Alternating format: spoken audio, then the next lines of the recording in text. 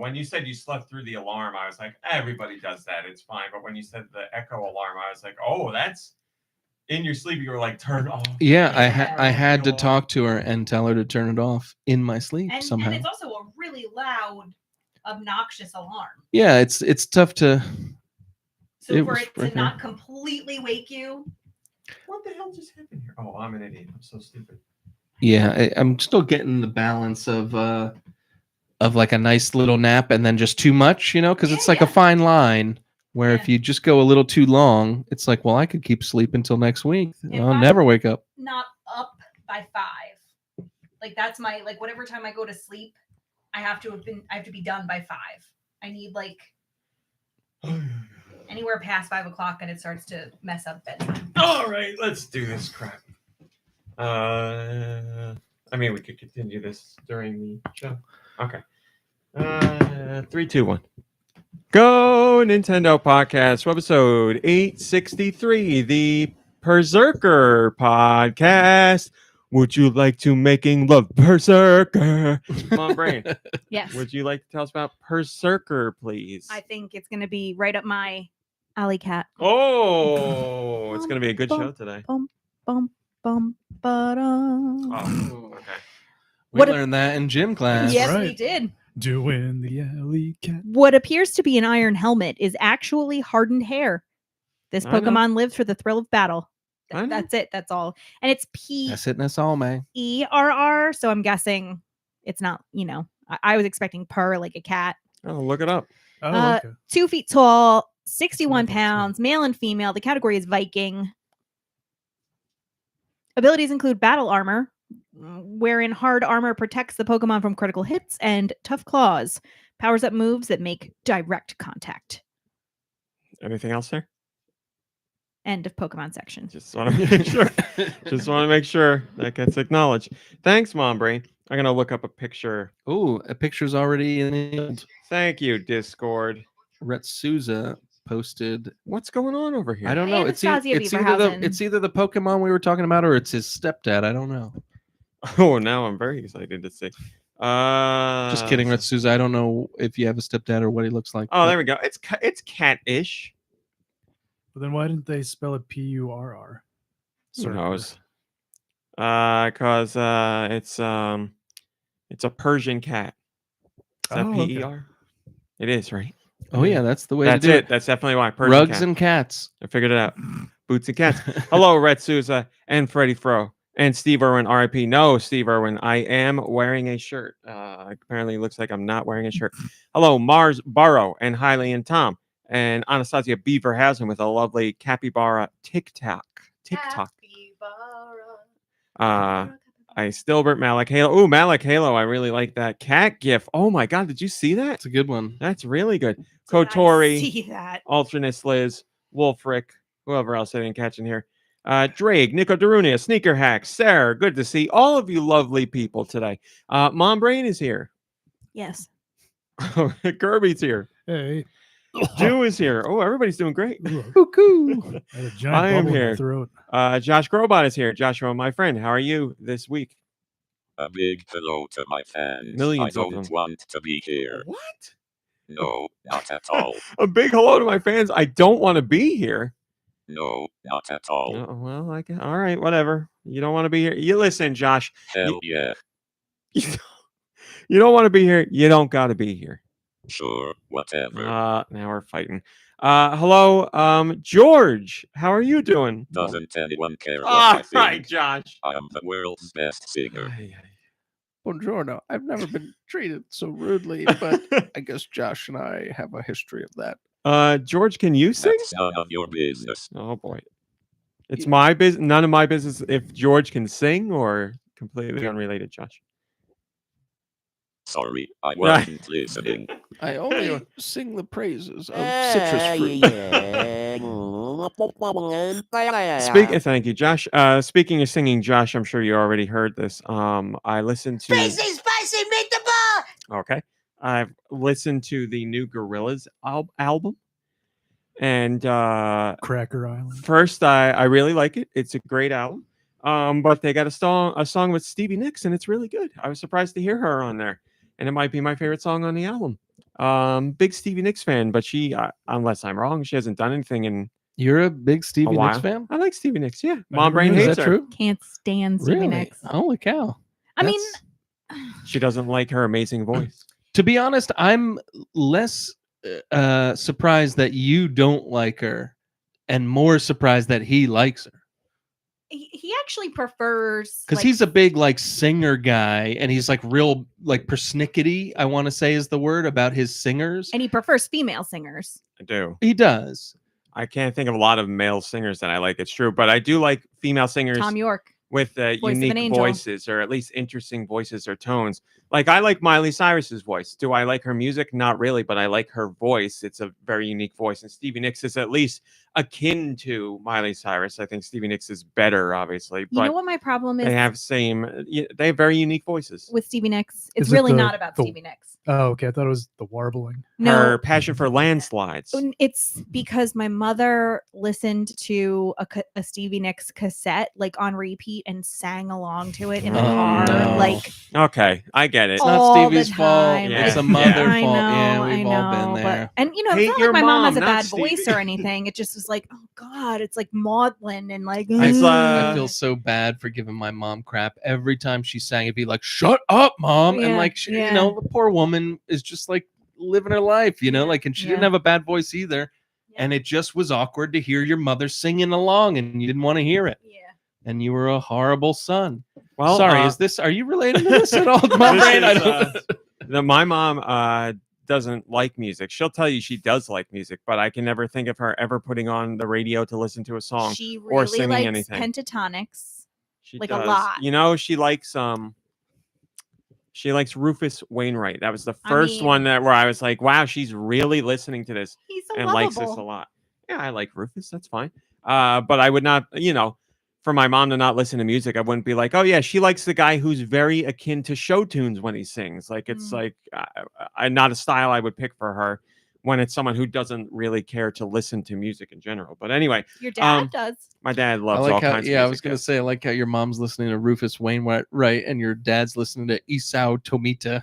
My dad listens to like everything. Well, when I was growing up, it was tons of country music and tons of Irish music. The Chieftains. The and- Chieftains every weekend. That's what without I a doubt. absolutely love about your dad. Like country music, Irish music, and then like a Japanese Moog artist, like insane. Yeah. And it's just all so great. Well, like I said, the only reason I found out he had that album and then found out who Tomita was because I was playing Kid Dracula on the Game Boy, and it does Gollywog. They have a version of Gollywog's Cakewalk on it, and my dad was like, "I have an album with that," and it was the Tomita I album. don't think So Of course, it wasn't Debussy. So like it cool. wasn't like.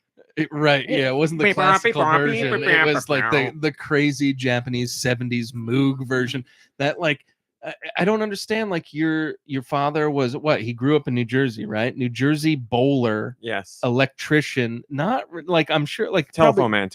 probably like, Going straight crazy. like not smoking J's or anything, right? Like why? We've heard some stories. Yeah. Mom Because- and dad were hep cats. Yeah. Really? Okay, cool. Because I was gonna I'm wondering how he got such great musical taste. I'm wondering how I am who I am because my parents drank and smoked. I'm not going to say like they went crazy or Yeah. anything, but as the average person does. To be a And I am, fly on like, the wall straight for one of edge. those nights. I'm adopted. I'm pretty sure. If I didn't look like my mom so much, I would say I'm adopted. Well, you because act a lot about like them both. Your Yeah. mom I act like- especially. I do have. Yeah, I certainly the relate good, to the them in good certain ways. parts. The good But like things. the not drinking, not smoking, like open-minded aspects as well. I'd be like, where does this come But your from? Like, parents don't really. I mean, unless it They're was different when drunkards. you were a kid. Like I would say they had 3 drinks a year. I can't ever Like- think. No, but that's what I'm saying. Like, that's just what they told me from like when they were young before they had kids. They were more drinkers. I don't know how much of smokers, but they did smoke.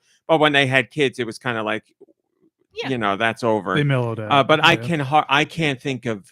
kids ruin everything. I can think of my parents having like a glass of Manischewitz when they were cold in the winter. a one snifter one of month. port at Christmas. But that was it. Really, like I Cream I sherry. can't think of my Always had dad a bottle of or cream mom sherry. ever drinking beer or anything. We drank beer. We like beer. Do you like beer, Senator? we like beer. I like beer. So Yeah, I guess when I had kids, they stopped. But like that lives on through my sister. Obviously, she's very much like they were, and I'm not. And it's all fine. It's just funny because I look at them and I'm like, who am I? But anyway, Red Susan says, "Wow" or "Woo." Can't believe that there's a way for me to like Raw Dead even more. Yeah, big music weirdo. He's So weird. They're great guys, or they're great people. He's a great guy. She's a great They girl. are. Are they? And Piper made a new friend. Loves my Raw Dad, I my bet, dad, right? yeah. It's something about he's got a cat. He's got a cat thing He's too, got a because cat. cats are all about him. Piper like walked over to him. He kneeled down on the ground. Piper walked over and like was cool with it, and he pet her, and she came back for more and like followed him. So like, Man, that's it's great. there. He's It's got there. some sort of cat energy that they like. I remember Meadow really liked him. Boots. I don't know a cat that he knew that didn't love him. Like Boots, Yeah. way back in the day, like would jump up next to him on the couch and like squeeze herself in between him Aw. and the chair, no matter how small the space was. And And she just lay there. wasn't like a lap She cat or didn't a do that with cuddler. anybody. Like, Yeah, Right. like she wasn't Yeah. mean. Everybody could Yeah. pet her, and she was great. But she used to. Don't we have a good picture of Dew with her on his lap? Really? I would love to Boots? see I that. feel like, or maybe sitting next to her on the Maybe. like the She's chair. a real sweetie. I liked her. That's right, Red Sue's a Piper mention. It's a Piper mention. One day, maybe you guys will see Piper in the room, but She's had a pretty good week. she's had a good week. More jumping around on stuff down here. She jumped up on the couch last night while I was. Oh, by the way, Well, that's a good. we have a sign. lot of things to talk about before we get into news. I wanted to say to you guys, thank you so much for all the lovely comments in recent weeks that you've been sharing about how much you like the show in general. You appreciate the Nintendo news and gaming talk, obviously, but just all the other stuff we do too. I've been getting a lot of great comments and emails and stuff, so I really appreciate that. We try and keep it light and fun We and try, interesting. Yeah, we try not to go off the rails too often, but it, sometimes it just happens. It's a we've sure the focus is video games, but we talk about a bunch of stuff. But it seems like people appreciate that, so thank you. As I said, Mom Brain, you have fans out there for your Wendy's call. I got comments on the Wendy's call and how much It they was like- enjoyed that. So 3 seconds of the podcast. but it's I'm a glad it brought segment. It people sticks joy. out in people's minds. Those are my favorite kinds of segments on shows where they just do a little random thing and It was Gets interesting. spontaneous too, Yes. which made it a little more fun. I'm listening to the H3 podcast and I got to the one where Ethan is trying the McDonald's meal from Cardi B and whatever. Oh my goodness! But when they get to the section where nobody's talking and they have the fake McDonald's background and he's just sitting there. You eating liked the- that, I bet. I hated that. I took out my phone to look at it because they were talking because he went silent and it was like just him in a fake McDonald's and I was watching it and I was like, this is so I was great. watching it, so it was a little bit funnier for me. But I was thinking to myself, like, what if someone's just listening to this? They would turn it off immediately, and you It didn't. enticed me for more. Yeah. Steve Steel Diver says we need to. Hey, you should add Peter Griffin saying Nintendo NES to the soundboard. It's funny. I saw that we posted that Family Guy clip.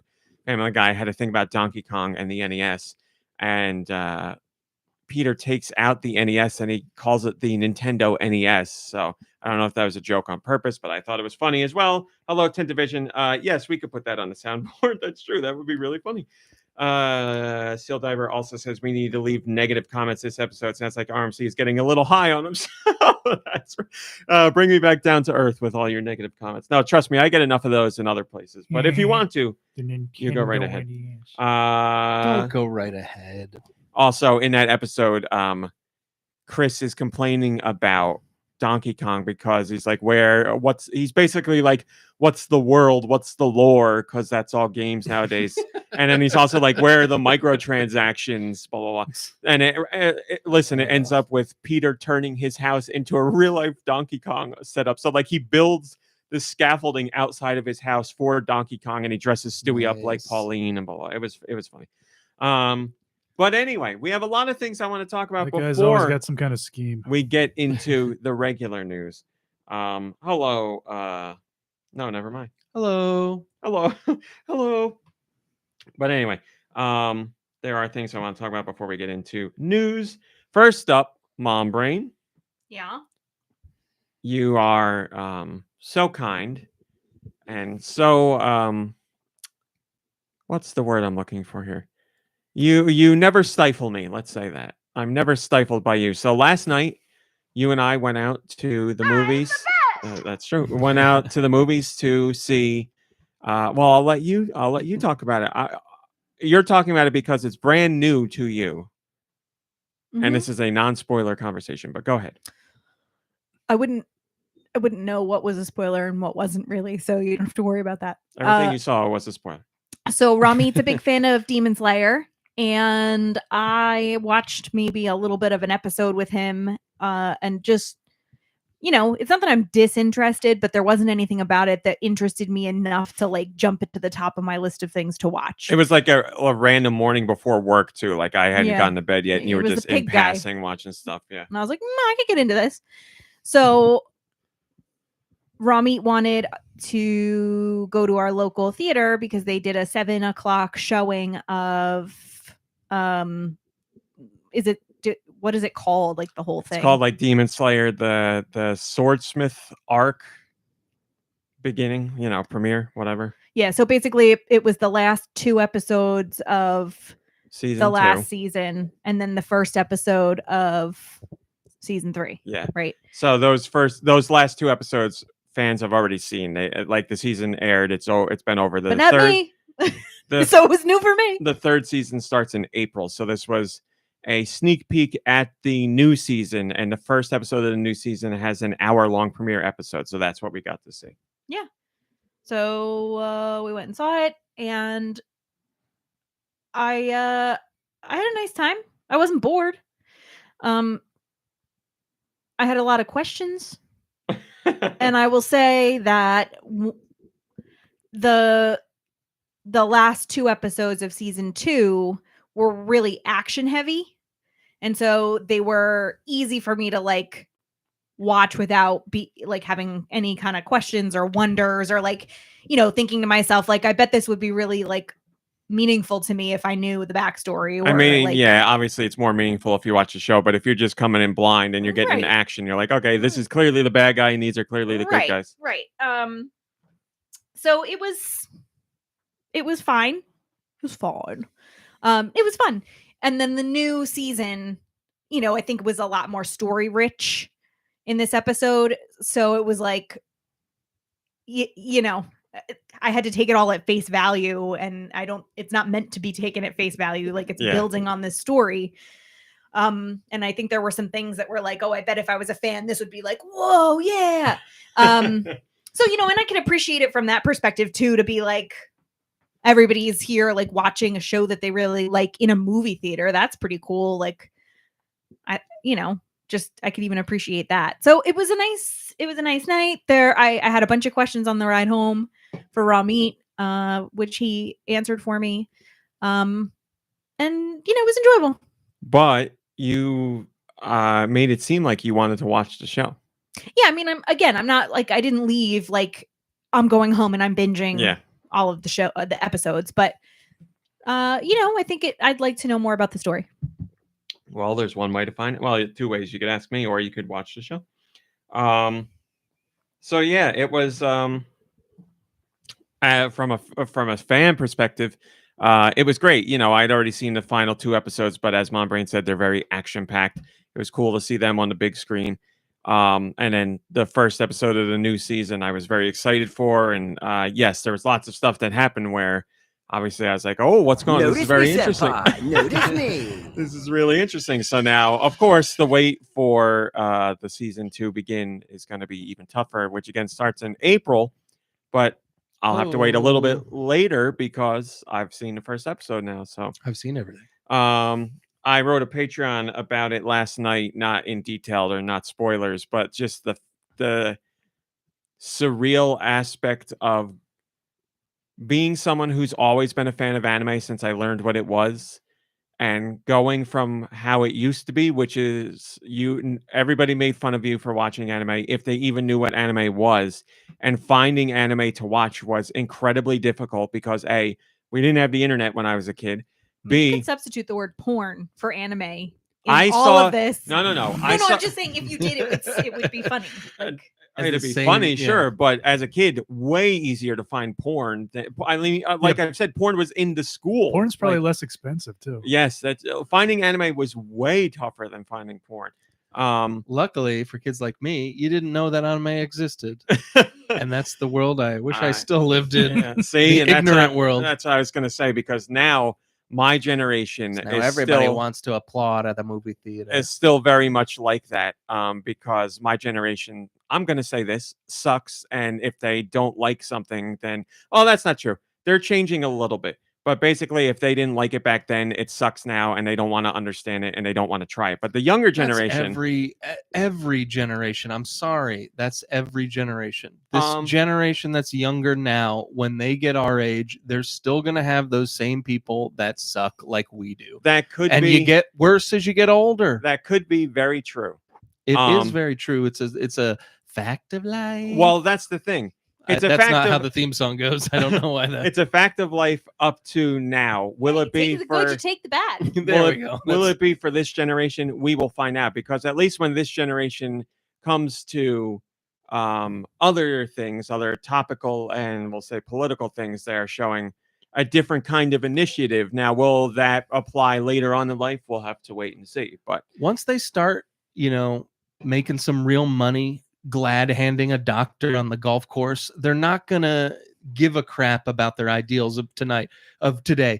I want it to be different, and hell, I've wasted my life not doing anything for the better. So I have I'm just criticizing us all as a whole, on the whole. Sorry about that. But but yeah, no, I'll agree with you that the initiative right now seems to be there. Whereas like when we were their age, we could give two craps, and they seem like they give two craps. So that's, I think, it's the Yes. two crap giving now that I think is positive, and hopefully That's why I'm hopeful. filled with yeah. hope. Yeah. Yes, but as I wrote in the Patreon post, it's just very surreal to me, because it was so hard to find when I was a kid, and I was made fun of relentlessly for it, and am still ridiculed for it to this day by compatriots. But it's like that's an old person thing, because the generation now aren't like that at all. They are very into it, and it's like it's part of the zeitgeist. It's a regular thing, just like gaming too. Like when we were kids, kids weren't make kids were made fun of for playing video games, but it was definitely more acceptable than anime. And now gaming is just a regular thing. It's not, it's not anything the vast majority of people look at and question or don't understand or make fun of, or it's just, a regular thing that people do. So just going to the theater last night to watch, like going to my local theater to see anime, and it wasn't even a movie, it's an episode of a TV show. It was like a very And it was sold out. You said. surreal experience, and it was sold out. Yeah. I could not and still can't believe it, just because I'm coming from a place of I don't Man, believe it. it was so hard to find this stuff when I was a kid, and no one either knew what it was or wanted to talk about it. So it's just crazy. I'm very happy to see that. So yes, 20 years down the line, when those kids who will be adults at that time are encountering, I don't know, whatever, something that might not even exist now. We'll see if they embrace that, or if they're going to crap on people and be like, back when I was a kid, we were watching anime and playing video games, not smoking some, I don't know, whatever new drug. I got no idea. Speaking of being I old, force drugs. Sorry. you know how the American Girl dolls Yes. are like in history. It's like, oh, this one's three. It's the Well- first time I heard the name Kirsten. Right? There you That's go. the name? Yeah. That's a name. Well, the newest ones are twins, and the year 1999. Oh, baby. Wow. That's a doll of history now. Wow. I also saw they It was an have important you can get them like Pizza Hut now, like fake Pizza Hut boxes and everything. So long story short, I'm getting. We're going to the American Girl doll store. Yeah. This is the Amazing. ultimate win-win for me. Right. That is awesome. Finally coming full circle. I When you were a took my kid, you mother didn't get there. made fun of for American Girls, right? I didn't get made fun of for anything as a kid Must be nice. because Hi, there Super were Sanchez. 10 of us in the class and we all had to get along. So Must be nice. Moving on. This not till comes middle school. This comes from the Namekian Clown, who had some comments from last week's show that he left on the podcast that I thought I would share. we were talking about our fi discussion. How do you Oh, pronounce right. it? And he says, I originally thought Phi was pronounced Fee, but learned when Hyrule Warriors was coming out that it's Phi. So Phi is the correct pronunciation. Viral Warriors. Oh, there you go. So there's that through Hyrule Warriors and promotions of Hyrule Warriors. I have an official pronunciation. It is Phi. Okay. Also, I want to remember it, but the same thing happened with me and Navi. Hyrule. You came up with the perfect thing. Hyrule, Hyrule. Thank you. Also, and Mom Brain, I absolutely had Choco Tacos at Taco Bell before. It was probably a location-based thing if they had room in the freezer. So it wasn't a thing on the floor. It wasn't like a, ice cream bin on the floor. It was a thing you ordered from behind the counter. But there you go. Vouched for was a thing. So now you know. Thank you for the information, Namekian Clown. I appreciate that. We had something come up about JRPGs this week. Did you catch any of this, dude? Oh man, the Japanese RPGs this week. It's been crazy. I want you to talk about it, but I'm all on board with all of it. Which side? I really like the Sure, JRPG whatever. games. Well, I want to know which side before we get into it. If you're all The on Japanese board, JRPG because games. there's two sides here. There are two sides. There's two sides to everything. Mhm. And I think what's important is if you bring up the story and then we can all then reveal what we've been thinking all this week All right. about the tales So that you are to tell. what's the latest Final Fantasy that's coming out? 16? Final Fantasy That's 16? the one by my count, yes. There were hands-on impressions of it, blah blah blah. Interviews with people at Square Enix. And I want to say it's the director or the producer of Final Fantasy 16. They did a Q&A with a whole bunch of press. And one of the people in the press brought up JRPGs and blah, blah, blah. And this guy that works at Square Enix was like, we looked at, he says, it's not as bad anymore, but we looked at the term JRPG as a bad thing because we were like, we're just making RPGs. Why has it got to be a JRPG? Oh, yeah, there you go. So he said we looked at it as a negative thing. And again, he said it's less like that now, but he wasn't like, we don't think that now. It was like, back then we looked at it as a bad thing. There it is. So it was him kind of saying like, listen, we don't really like the distinction now, but we recognize it's not really a negative distinction. But we're not really crazy about it because we're just making RPGs. Why has it got to be JRPGs? That's tough too, because you feel like, and I don't know anything about the history of RPGs, so tell me I'm wrong if I am, but should it just be RPGs and ARPGs? Because didn't they come up with RPGs first? It depends on your definition of RPG, because on the PC side of things, there were RPGs. And they were probably neck and neck with Japan at the same time, RPGs made by Western audiences. So yeah, I've heard the term Western RPGs. Yeah. But then you look at things like, they existed back then, but which were more prominent? Probably the Japanese side of the RPG. More popular and because they were on traditional platforms versus PC players. Not that PC gamers weren't big back then, but when people thought of video games, you probably thought arcades first, then home consoles, then PC. So yeah, I don't know, semantics, but there was a Western side to things. As Kirby said, we've heard Western RPGs, but it's not said nearly as often as JRPG is. And on top of all that, you look at things like Demon Souls or E-Ring Elden R. Like those are RPGs made by Japanese people, but we do not call them JRPGs. What is an RRPG? What do you mean? You said our RPG. Oh, sorry. JRPG. So yeah, nobody would call those JRPGs because JRPG usually someone needs to bring them up. When people think about JRPG, they think about mechanics wise, or for some people, they think of aesthetic wise. They think like anime characters, which that's not really what I think of when I think of JRPG. I think of the mechanics.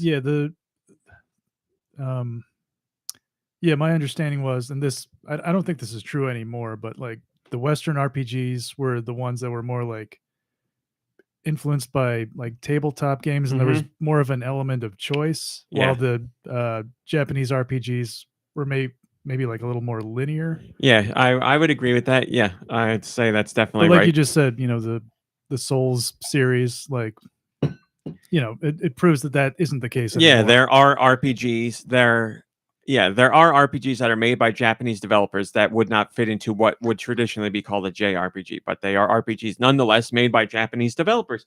So it brings up an interesting conversation because what do you call them then? Because Japanese developed RPGs traditionally do play very differently from Western developed RPGs.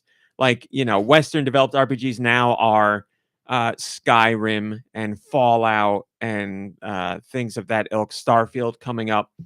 And those are very different from Final Fantasy or Dragon Quest. So if the Japanese developers aren't the craziest about that term, you would need some sort of differentiator for calling JRPGs something. But I've Yeah. been racking my brain. And you couldn't say Far Eastern RPGs, right? That's Oriental probably, RPGs, if Yeah, you were that's- the older yeah. generation, to be Yeah, more don't say that offensive. either, Yes. Yeah, that's what like your dad would say. Because somebody was like, what would we say? I was reading a whole discussion about it. Like, what? Yeah, of course, depending on where you went on the internet, they were like, that's just what they are. Get used to it. And like things like, I'm like, you What, got a developer JRPG who's, is all being like, listen, I don't care that you're offended by it. That's what we're calling them. right. And this guy Like, we wasn't always called Brazil nuts. Never Yeah, mind. Yeah, exactly. We didn't mean it as racist. That's what they were called. But And when you they're have delicious. when you have a developer who's saying, again, the developer wasn't saying please don't call them this, but very clearly he was saying like, listen, Right. the developers over here took that as a negative thing, not so much anymore, but it still is not the best term. So you try and rack your brain and think of what else could we call them. And I've racked my brain for this past week, and I struggle to come up with something to think of those mechanics in an RPG and apply them and get a new term, because it's not Yeah. turn-based RPGs because there's other turn-based things. Yeah, It's not anime RPGs because they don't all use an It's anime gonna style. come to something like it's an RPG from Japan or something. Like that's what it's gonna come out It's to. the one with the creatures in the desert. All right, Burn and Cheese. Burn and Cheese says, can we call them the good RPGs? See, that's another thing. Yeah, we wouldn't do that, but I get it. Yes, some people are very anti what would we call now Western RPGs and very pro JRPGs, but You think the they'd reverse be is true too. like a little proud because it's like, okay, there's two types of RPGs. There's Western, which is like a whole bunch of countries, and then there's J for Japanese. Yeah. It's like we should be proud that we're the only non-Western. But I totally get it. I just think like what would it would be like RPG from Japan. Like you couldn't say anything else. Yeah, and that's not the bad, only right? reason the only reason they were called JRPGs is because they were so different in mechanics and sometimes visually than what we were getting here. But yeah, JRPGs from Japan, it is a nicer way of, but still you're saying the Or same maybe thing. you just say RPG and you have to be a little bit more intellectual to know what company is making the games that you're playing, and then you'll know. Yeah, I don't know. I yeah, mean, you're right. Like you could that's the easiest way to do it. Is just say RPG. Why do we anyone- need any more of a differentiator? And then if someone asks, well, what kind of RPG is it? You could be like, oh, it's turn-based and old school. Like you could say that. That'd and be if a great way to say it. somebody is a quote JRPG fan, they will likely be on top of what they're playing and when, so they're not going to need the differentiator. It's going to be other folks. I mean, if somebody's like, what is it? And you say it's an RPG and they go, what kind of RPG? Then they at least have some knowledge of RPGs in general. So you could be like, oh, it's like Fallout, or oh, it's like Chrono Trigger, or oh, it's like Final Fantasy. Well, you can't even say that anymore because what the hell's Final Fantasy now? It's different from what it could be like. It's like Dragon Quest because that hasn't changed. But yeah, there's ways to do it. So maybe the best way to go about it is just say it's an RPG. And this is something I never thought of, and it's something I never considered. But I can certainly, I mean, we have a developer talking about it, so yeah, you could see how they're working hard on an RPG, and it comes out and it's described as a JRPG, and you're like, why do you got to put us in that box? Because people will hear JRPG and be like, oh, I don't want any of that. So they're like, why can't we just be an RPG? Because the developer is like, we're trying to make the best RPG we can. And it sucks to know that when it comes out, it's automatically labeled a JRPG because you don't ever hear WRPG. You hear people say Western RPG sometimes, but nobody's saying WRPG. So No I like get it. LRPG, am I right? It's an interesting conversation, and it was an interesting topic. Obviously, quickly became a very toxic conversation in some portions of the internet, but that won't stop us from discussing things because they're important to discuss. Speaking of things that led to toxic conversations, The Last of Us, the most recent episode, not surprisingly, had a whole bunch of uproar surrounding it because it had a same-sex kiss in it, and that caused a whole big uproar here with episode 3, which also had a same-sex kiss. But we're not I going think there was a little more. It was a than little kissing. more than kiss. to listen. I'm just telling you the uproar there. So Same-sex sploosh. so They made the penises kiss. we're not going to get into detail on that. What we are going to talk, or what I do want to talk about, is OSN Plus is a streaming service in Dubai, and they edited this episode. They took out the kiss between two characters. I won't Nice. spoil Get who 'em they out of are, there. but it's Good. a same-sex kiss. It was So I got to move to Dubai to finally get the wholesome content that I need. that's right. They'll censor the Mandalorian over there too. You won't have to see blue helmets or people. Now you're just joking with me. Now you're just teasing I don't know. me. You got to use the streaming service. Maybe you'll get All lucky. right, I'm moving. But yeah, they censored the kiss over there, so it's just taken out. Now, why am I talking about this? I'm talking about it because in Dubai, the OSN streaming service did not censor the Bill episode. That's weird. Is it because they're underage? Underage for what? Yeah, don't they marry them consent young? For having a hot Consent kiss. for what? What are you talking? They kissed. There's no underage laws for kissing. That's the only other thing I could think of, but like it Maybe just there is are so in Dubai. weird that it's just like Maybe. like men are so much better than women that we can tolerate Maybe that's it. a gay man kiss, but we can't tolerate a gay Maybe woman that's kiss. it. I didn't even I mean, consider that avenue. I oh, was really? like, I thought that's why you were bringing it up. Because no, like, I wanted to know why. Like, why? Because one episode. oh, because they're obviously very the- male centric over there, but it doesn't make sense because they're against homosexuality. So Yes. you wouldn't. Obviously, there's no penetration in that episode, but it is more intimate. They're and worried about their expressive. hearts being penetrated. Is what It they're was. worried about. It was a very quick peck in the episode that we saw between. But you're right. Could be because they're women. I don't know. I just found it interesting that. Listen, I'm not wading into this conversation. My topic of conversation You was brought it up. no, I mean like that those aspects of the conversation. Oh, I okay. found it interesting that this episode was censored, whereas the one that I would say was more overtly about gay people was not censored. But I didn't consider the male-female aspect of it, which is a good point.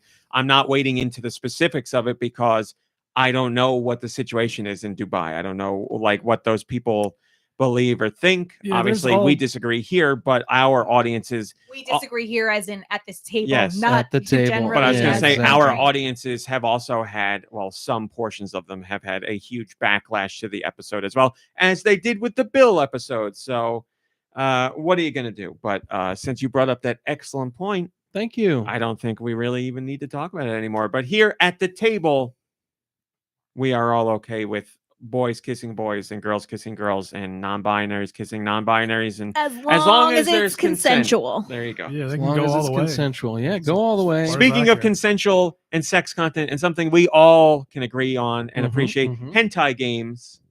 Well, I'm We- Squidward. Why did that come up? I mean, I'll take it. But, I agree. hentai games. Yes. Here at GoNintendo, we Go pride ahead. ourselves on being the foremost outlet to discuss hentai well, games. what's Our hentai expert. Our yeah, hentai what's this- correspondent the is not the here today. hentai That's true. correspondent's not here today. Nikki Hill is Well, not we here need today. him the most. But here's the thing. A few months ago, there was a developer who said Nintendo is censoring nudity on Is the that what Switch. I sound like? I have a hentai game, and they will not let me do it because it has boobs in it. And I was like, oh, that's a very big change for Nintendo. I wonder if that's Doesn't true. seem right. I reached out to my rep for a comment, as did others, I suspect. No comment in response. Nintendo did not reply. And ever since that point, we've been wondering, is this true? Is Nintendo censoring all games with nudity, topless nudity?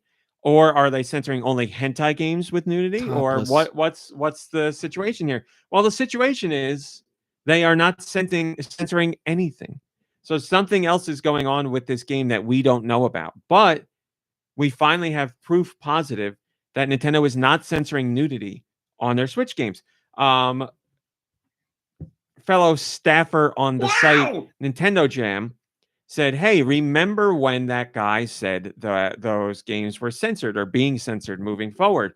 And I said, I do. I wrote the story about it. He said, I remembered the story. And I saw a conversation on Reddit where a new hentai game came out and supposedly it was not censored. So he said he downloaded it for science. That's what he said, of course. You He got said for somebody on your science. staff called Nintendo Jam who Yeah. downloaded hentai. Okay. Sorry, don't that make was the it was a connection. bad joke. Oh, sorry. Jamming penises into vaginas? You mean? I don't want to. I mean, that was a little cruder than what I was. Oh, I was well, let's thinking. hear it. Were you thinking of Man Jam? Thank you. I was Okay. thinking of Man Oh, Jam. oh. Yeah, it was a bad Wait, joke. that was a Man Jam joke, is man. cruder than penises going into vagina? Or Man Jam is cruder, I would say, than penises going into vaginas. I would say Man Jam is cruder than Okay, penis okay. going in vaginas, but I would say that jamming a penis into a vagina, it could be cruder Okay, all than right. Man Jam. It doesn't sound I'll very take it. romantic. I'll take So that's why true. not? It's not It doesn't romantic. sound very rojamtic. So anyway, he said he downloaded the game and he said it is not censored. So he put together a story that we shared. So we got a are new bongo. we are breaking the news on this hentai situation. And there you go. If you were wondering if it was true, it is not true. We have done the deep dive, if you will, and gotten the information for you. And then he so he he messaged me on Discord about this, and he's like, do we want to post about this? And I was like, yeah, it's important. Like, it was censorship issues that we thought Nintendo was doing, and Nintendo never gave us a statement, and now we know for sure it's not happening. So he wrote up a story. I checked it. We posted it. And then I said to him, it's funny you bring this up because I also saw a conversation on Reddit about this, but it was about a different game. Because somebody was like, not only is Nintendo not censoring games, they are not censoring games that have full nudity. And I was like, that's new to me. I didn't even know there was a hentai game that showed everything. And this guy was like, now listen, I'm open for talking about everything on the podcast, but there are some lines I have to draw. He said, not only are they not censoring, they're showing fully uncensored hentai, but along with that, they were showing a specific category of traditional pornography that I don't even know what to say here. Just go with it. Specific category. Should we guess like we do? With I don't know, because if you guess, then Go around the table. I'll just tell you yes, and then what's the point of me not tiptoeing around it? What can I say? Do you need to say it? Is there? Well, whatever. I guess I don't need to say. But anyway, Does it involve children? no. What Okay. the hell was that? No, not at all. Okay. Does it But you involve said a mouth? you said I traditional. said traditional so category. it's gonna be like, you know. Does it involve a mouth? I'm not saying specifics. Traditional category of appropriate Hey, pedophilia pornography. is kind of a tradition. No, I said Jesus. traditional. Jesus. Now I'm regretting bringing this up at all. Jesus, no. It's a very Wait, did you mean Japanese or Western pornography? no, just pornography in general. JP, Oh, now I regret graphy, bringing this up or all very glad together. I'm so Oh my glad you brought it God. up. But anyway, That's good. this guy on Reddit said that this was on there. And I was like, that is surprising to me because I didn't know Nintendo allowed hentai games that showed unblurred below the waist content rather than above the waist content. And B, that it was this kind of category. Not that this category is offensive or incorrect or anything, but just it was surprising. So the game was on the eShop, and I was like, I don't want to spend money on this. So the category is not offensive or incorrect. No, it's not offensive at all. It's on. But you can't say it here. Yeah, I'm not going to get into like this. It's I'm a egging bit you on a too. little bit, I know so. you are. I know what you're doing. I've known I'm you still for going to 2 explain decades. it anyways Yeah. because I have to. It's just graphic, more graphic than saying pornography. So, but again, totally normal. I can see like all of our like we're all looking up, like we're all thinking right now. like, Jesus what it Christ, could be. Kirby went somewhere darker instantly. We're all, like, I want to looking- stress that it's sorry. not that at all. But anyway, the game is on the eShop, and I was like, I don't want to spend money on this. But then I have On this gold points, and the game was $2. Gold And I was like, points. well, I have gold points, so I'll All spend the right, gold everybody, points. everybody, look for $2 games. We're gonna find out what kind of porn Not is normally in this. $2. It's on sale. I don't know. Oh if it's still on no, sale. we're not gonna find out. But anyway, I downloaded the game to see if this was true, and it is true. So the person on Reddit was telling the truth. So not only, basically, what I'm getting at here is hentai censorship on Nintendo on the Switch is not a thing. And it's not a thing to a degree that I didn't even know. It is below the waist, uncensored.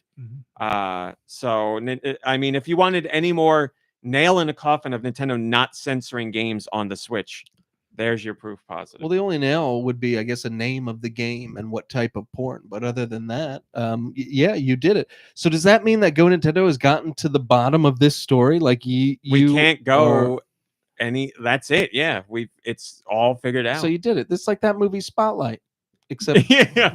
Thank you for also tying it into children. Yes, this is great. Oh crap! I forgot. You forgot the whole. You forgot what the movie was about. I was looking at the investigative reporting aspect, you. not Not the what they horrible. Yeah, investigated, not yeah. exactly. Cannot get away from this no matter how much I try. I'm so upset that I talked about this now because I didn't think it would go to that point twice, but here we are. Well, now you know why people judge you for liking anime.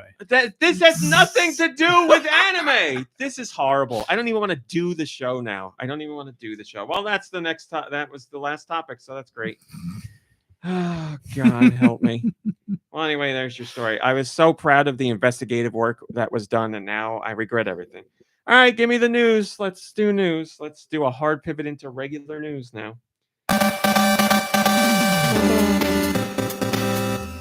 Well, there was the Did we not do this last week? That was this week. There's the Pokemon Presents. I only remember like 4 or 5 Pokemon stories last week, so we probably didn't do this one. We had the Pokemon Presents presentation. That was 20 minutes of Pokemon related news. And I will tell you what was discussed very quickly. They talked about the Pokemon Championships for 2023.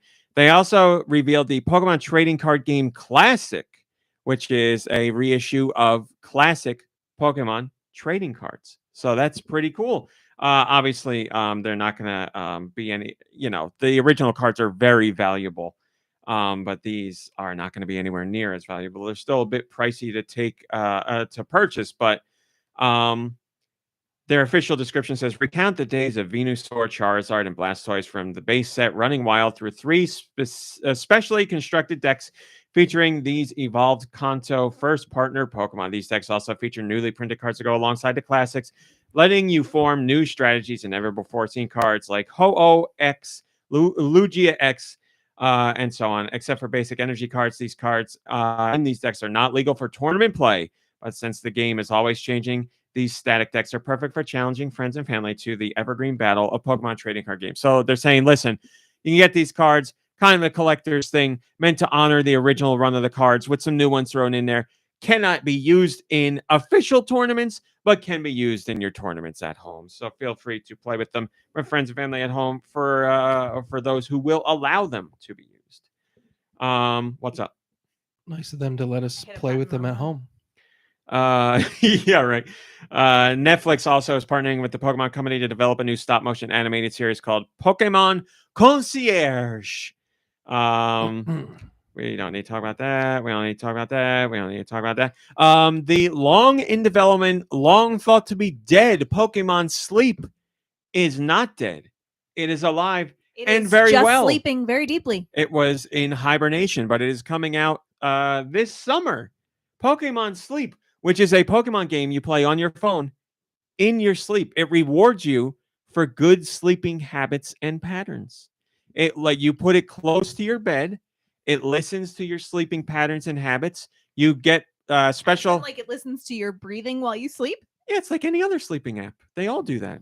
Like any sleeping app listens to you sleep. Yeah.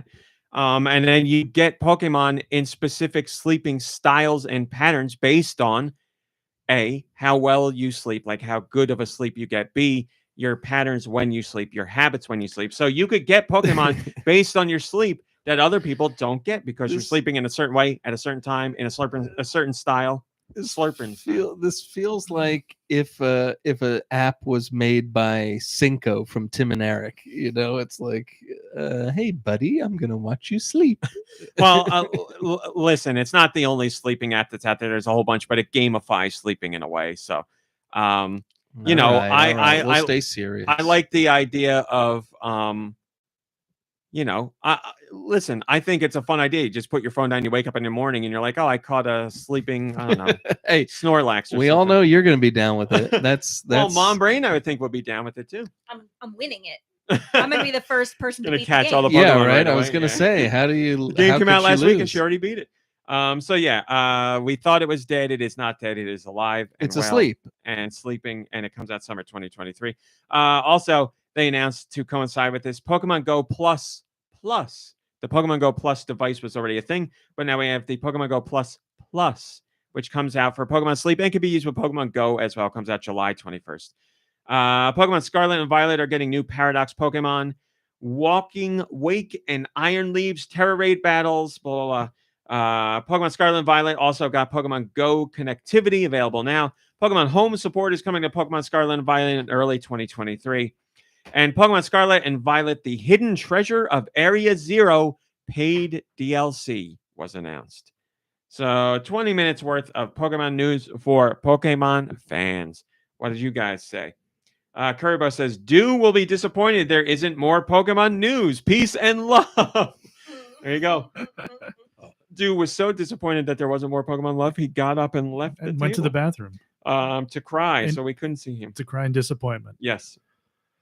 Speaking of crying, The Legend of Zelda Tears of the Kingdom.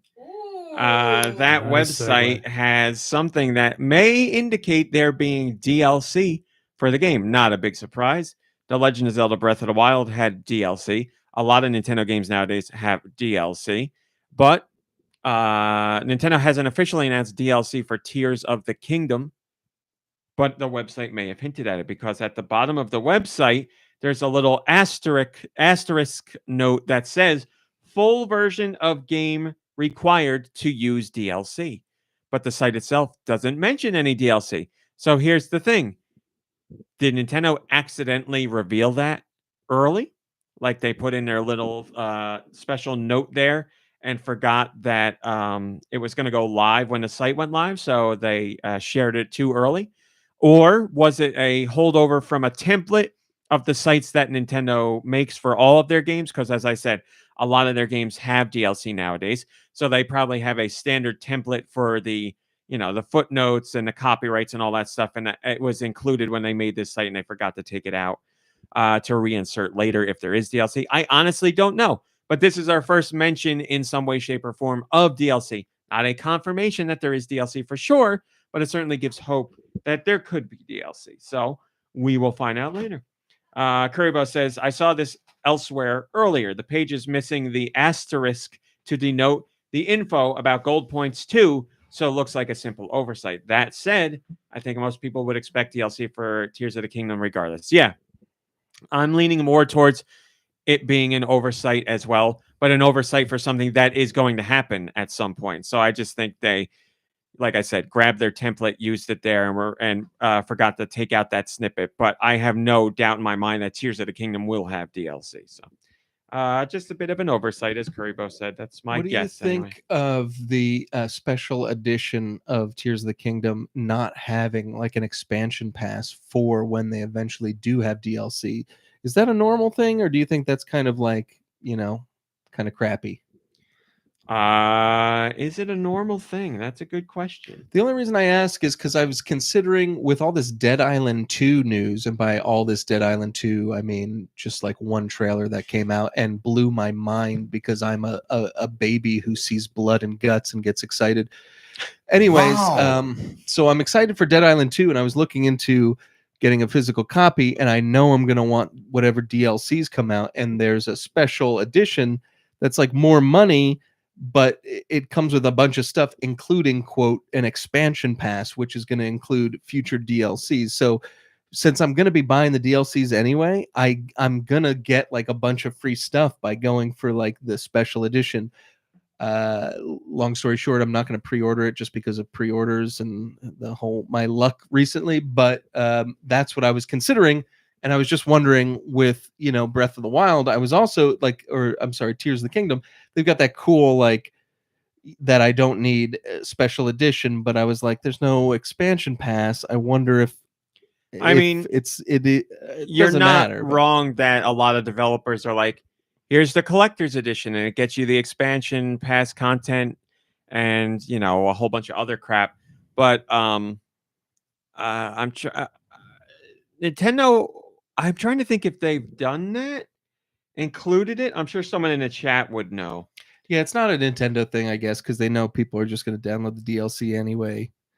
But it's also kind of like low rent to be like, I mean, this is just how games are nowadays, but it's just like, here's a new game. Oh, and there's going to be DLCs. You're not really getting it all day one, but like, whatever. We've been dealing with that for years now. Yeah, so. I mean, it certainly would be nice if it included it just to give you the option. But, I guess it all depends on what Nintendo has planned for DLC as well. Like, do they know when things are coming out? Do they know what is coming out? Do they know how they're divvying it up yet? Like, a lot of companies, honestly, operate differently from Nintendo, especially when it comes to DLC, because a lot of companies are like, this is what's coming out. We got to get people to spend $120 on day one. Like, yeah, all that. So I don't know. And Nintendo's like, this is what we're going to do. We're going to make a really great game, and we're just going to never lower the price ever. And we'll charge for everything. But it's going to be great. On my TikTok feed and YouTube feed, which are filled with things I hate that I keep telling them I hate.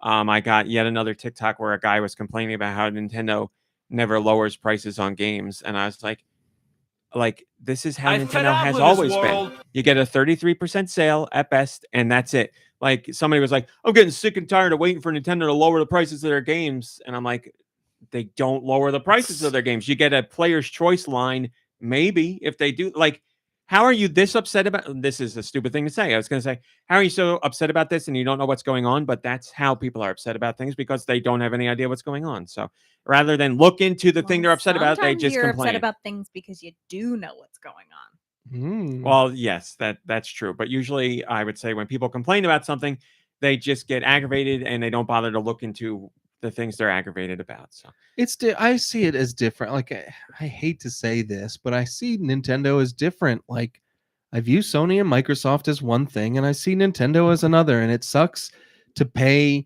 those prices, but every time I do, I get the top-notch experience that you could ever get on a video game system.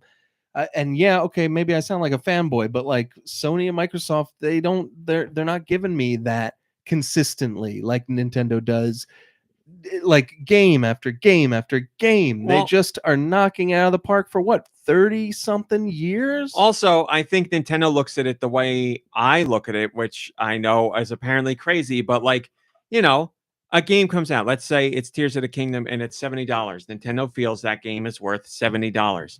They don't feel that time depreciates the value of the experience. It's not like the person who's never played Tears of the Kingdom and is buying it 5 years later is getting any less of an experience than the person who bought it launch day.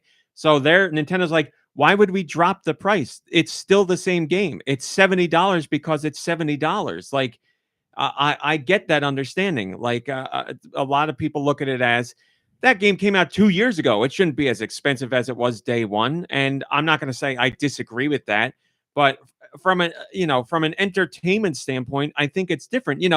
If somebody puts out a refrigerator and it's $800, and then 5 years later that refrigerator is still $800, I'd be like, well, they've come out with like other refrigerators that do different things or more for the same price. So yeah, but a piece of entertainment that's measured differently. Like, it's not depreciated in the same way. Like, it's like, I don't think Sony and Microsoft should be dropping their prices, because, as Nintendo has said in the past, like, it teaches the consumer that their content is devalued when time goes on. Like, this experience that we think is the best now is worth $20 5 years later. Like, that, I don't know. That seems crazy to me, but I'm the same kind of guy. Well, did anyone? I'm sorry. Who doesn't have a problem like paying to rent movies or anything, like, well, yeah, whatever. You are a weirdo. When it comes, I know it's my life. When it comes to entertainment, I like supporting it, because I'm like, hundreds of people put effort into this to create this. And and again, it's very hard for me to say this stuff because it comes off like this guy's a big corporate guy, big business guy. And yes, that is the funnel through which all this stuff comes out. But it also includes the hundreds of hours of work from passionate people who are making this stuff. And they do get some cut of it, not nearly as much as they should. But that's why I paid the price, because I feel that it's warranted, because those people put blood, sweat, and tears into this stuff. So that's how I feel. Again, I'm not telling people who think the price should drop are wrong, because I don't think that's wrong. I understand it. I just know I'm the one that's the weirdo here. Wrong. So, yes, Stu, you're gonna say something? I don't remember what I was gonna say. I just I don't know. People complain about everything. Koboon says, actually- I always assumed games got cheaper because of lowered manufacturing costs. If you're talking cartridges or discs and boxes, I guess there's a negligible, like, Give me a break. What, it'd be like $5 cheaper, maybe. But how 5 much years does it later? cost to, like, they've got bigger teams, they've got bigger technology, they got bigger bills to pay. Like, it's all relative. Also, like the prices of packaging now, like how much lower are we? I think they Right. got that stuff figured out. Like, the cost of a game box, the cost of a cartridge, the cost of a disc. Like, yeah, they're not doing like instruction booklets anymore. And if stuff you're talking like about that. cost of discs, those are like not even a penny. That's like a fraction of a Well, penny. yeah, to like print because a disc. because a lot of rumors were floating around, like, why is Tears of the Kingdom $70? Oh, it's because it's a bigger game and they need to use the 32 gig disc or the 64 gig. Like, I don't know what gig it is, but apparently they need to use a bigger Switch cartridge to fit Tears of the Kingdom on it, the one that they used for like The Witcher or whatever. And like, It's the but- higher capacity one, right, yeah. but like you're saying, I'm sure it's 10 cents more for that Yeah. one than the other one, so that's not why they're Yeah, I don't know. charging. Cartridges are more than $10 discs, extra. but whatever the price difference is, it can't be Was I saying discs? a ton. Yeah. You knew what I meant. I did, yeah. We don't know what the price difference is, but I'm sure it can't be that astronomical. Obviously, it makes a difference when you're printing a lot of games. Obviously, it adds up, and they're going to print a lot of copies of Legend of Zelda. But when it comes to other games, yeah, like, if companies can keep the price down for their physical releases by squeezing it onto a smaller cartridge and making people download the rest, I get it. Does it suck? Yeah, because then the onus is on you for storage space. But I get it, because that makes a negligible difference in the amount of money they will have to spend. And obviously, they want to maximize the profits while minimizing the cost to them. So if you can save, I don't know, $50,000 by your printing, then yeah, I get it. But yeah, as far as like how much games cost and the price depreciating because of the physical cost for printing them, I don't know how much. I don't know how much there is there. But again, like I said, not pooping on people who think the prices should be lowered. It's just not a thing that makes sense to me in terms of entertainment, because entertainment, I feel, is timeless and doesn't lose value as time goes on. Like, it's just it doesn't degrade in any way. Like, it doesn't make sense to me, because there's no tangible thing that degrades. I guess if you have a game box and a game cartridge or a game disc, yes, over time it will degrade, but the experience is what you're paying for. It just doesn't make sense to me, but I'm a weirdo, so that's where I'm at. Yeah, somebody, where did I hear this? I don't remember where I heard it, but it was something about like producers and movies and something, and like the producer was like it was one of those romantic, idealistic, crappy things. Who knows if this producer that I'm talking about even said this, but they were just like, we're selling them memories because they're technically having an experience, and it's not like they're taking this movie home with them. They're going to be remembering watching that movie, so they are in fact, I guess, being sold a memory. Yeah. And it's an interesting way to think Yeah, about I it. mean, I take entertainment very seriously, because I don't just look at it as like I'm doing this for a certain amount of time and then I'm done. Like, these are things that make me consider a whole bunch of stuff and make me expand how I think and change how I think, and like give me memories, like you said, and like I believe in them as an art. Like, the art forms are very important to me. Do The you art believe? form of games and movies and TV shows and all that. Speaking of that, I meant to say this earlier and went off on a completely different tangent. That episode of Poker Face was my favorite. You liked it? Holy crap, man. That was a fantastic episode. Were you saying that Rian Johnson didn't direct all of them? He didn't. I was just making sure because you can tell it. I love the show a lot. I really do. I really like the show, but you can tell at least from a visual storytelling perspective, you could tell the ones that he's in because that episode, even just how it was shot really cinematically, really nice. It was nice. Lots of like visual storytelling going on. That And was it had great. But a great episode. Yeah, and, it was good. What's his name?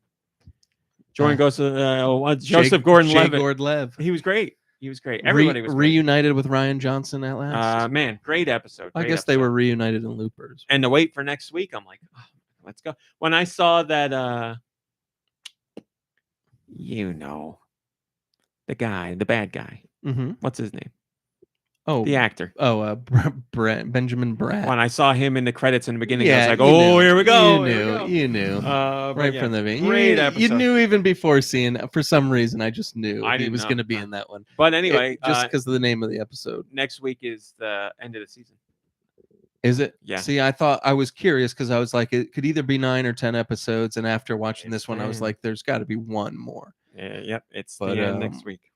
Yeah, no, it was pretty good. Also, I got to bring this up. Please. Your thoughts on special effects in that episode? My thoughts on the special effects. Because this is why I drive myself absolutely insane thinking about this. But go ahead. I'll get to that in a second. I can't. They must have been pretty good because I don't have a single thought about them. Because this is what drives me so, I want to curse, so farting insane. Because I will watch things where our group of friends lose their minds over special effects. And I'm like, I see stuff and it's not so bad. Or I see stuff and it is bad and it doesn't take me out of the experience. So I watched this episode last night and I was like, this is going to get raked over the coals for special effects. And I didn't hear you say a thing. And I was like, I don't think he's going to say anything about it. Well, they didn't have like 4 or 5 exactly the same different colored space scooters I'm not talking to about, float through like Dagobah or whatever. Like this, like that, what she gets, something happens on the road, and that's the only special effect I saw. At least half of that episode is horribly green screened. I'm in left field then when I watch. There's a deer in that episode. One time it's real. One time it looks like it was made for a PS2 game. Now I want to stress this. This does not bother me at all. I am not taken out of the experience at all. Doesn't upset me in any way. But I was watching it and I was like, people are going to crap on this for how bad this looks. Not me. And I don't nothing. know. So I haven't looked online to see what people are saying, but I figured it would be a case where I'm like, for sure, people are going to go nuts on this, and then no one's going to say anything. It was pretty subtle. I mean, we're not talking about the first episode of what's that Marvel show you told me to watch? Moon Knight? Inhumans or it's got that guy in it, that British dude. Moon Knight. Oh, you love that show. It's not part of the MCU. Oh God. You had me watch it and I was like, the CG at the end of the first episode was so bad I can't watch it. And you're like, this is literally my favorite MCU thing. MCU thing ever. Legion, yes. So like, you watch the first episode of Legion and you're like, okay, that's special effects if you want to say special. I didn't like in Poker Face. It was done so subtly that you didn't even notice it. Like, it wasn't like some big apocalyptic thing. It's a deer that's fake. Big deal. I didn't get it. I didn't see what you were seeing. Oh, this is a revelation. So it's the fantastical elements when they're done in CG. Exactly. That stand out. But or see, that's the thing. It's like pitch black in Poker Face. Like you can't see anything. It's like all nighttime. That's they do it in a technical way. When you see, like I think it's one of the worst looking episodes I've seen of a show in a while. I was like, this is really rough. Like even just standing in the snow by the car. Like there's one scene where she's standing by the car and she's so clearly in a different space from the car. Also, yeah, I wasn't paying attention. The car, I know that stuff happens. The yellow car was CG at least half the time and was driving like a video game car. And the tree in that episode, the tree was real. Nothing else was real. And it was very clear to me that nothing else was real. And I was like, this is shot Like I what was like a very brain to upset. live in. Yours must be amazing to notice all of that and still have it be your favorite episode. Oh, You're living high on the hog, baby. I don't know how you I do notice this stuff all when it comes to special effects. I am not blind to it. I notice it all. But it's the same with video games. With a game, I'm there for the gameplay and to a lesser degree, the story. With a movie or TV show, I'm there for the story. it. Congratulations. Um, You are the only one. But I'm just shocked because that deer looks so bad. So bad. And it even hurt more because later in the episode, they use a real deer. Why did they not use the real deer in the beginning? I don't know. I'm clearly not as It's got a keen shocking to eye me. as The you deer do. had scheduling conflicts. They couldn't get it back. It's for the race it shoots. was a child actor deer, so it can only be allowed for certain hours on set. That is what it was. I read that, But yes, I would love to dive into this deeper later. But the episode, no, I don't want to dive into anything deeper where I have literally nothing to say because I don't recall it looking bad, and you literally can tell me everything that I missed and why. The episode is my favorite episode. Yes, it was so good, so good.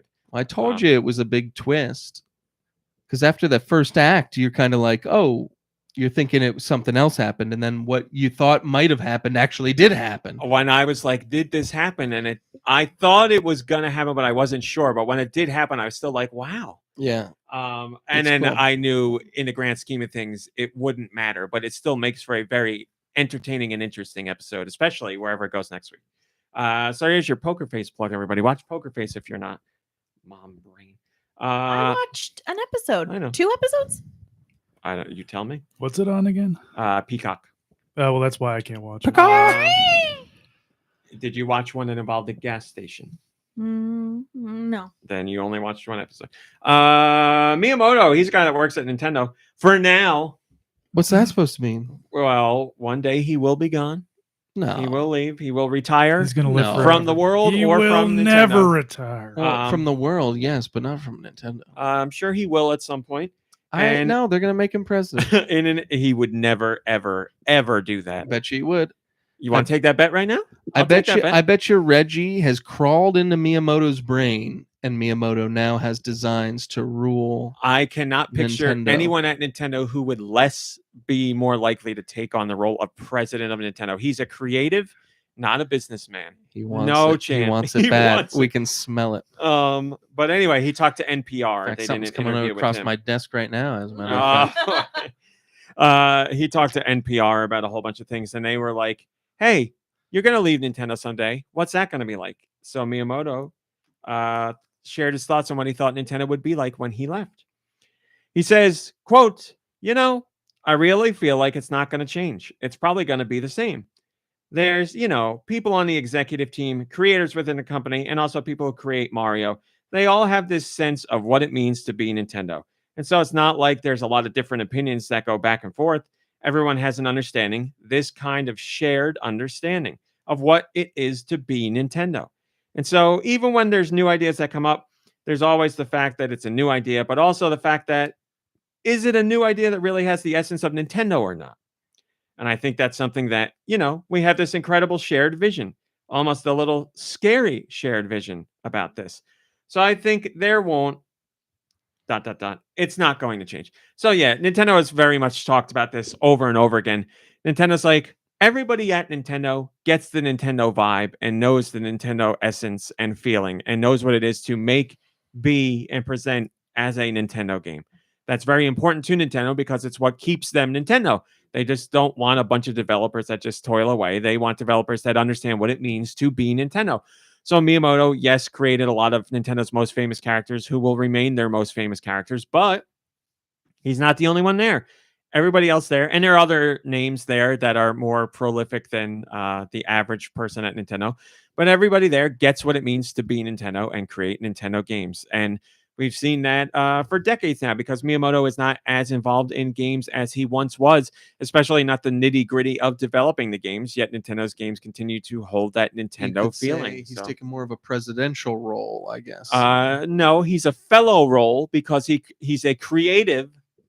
That's why he's a creative He's a fellow lot in the less company. creative, you just said, than he used to be. No, as he's far still as- just as creative. just as creative, just doing less creativity things. He's less involved with the development. less involved with the development. Yes.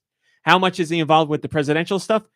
Less than zero. Zero. Less than zero. But he wants to learn that stuff. He's always, he wants to Listen, better if it himself. comes across your desk, I can't deny it. But right now, impossible. Okay, all right. This Kurt- must be the news section. That's right.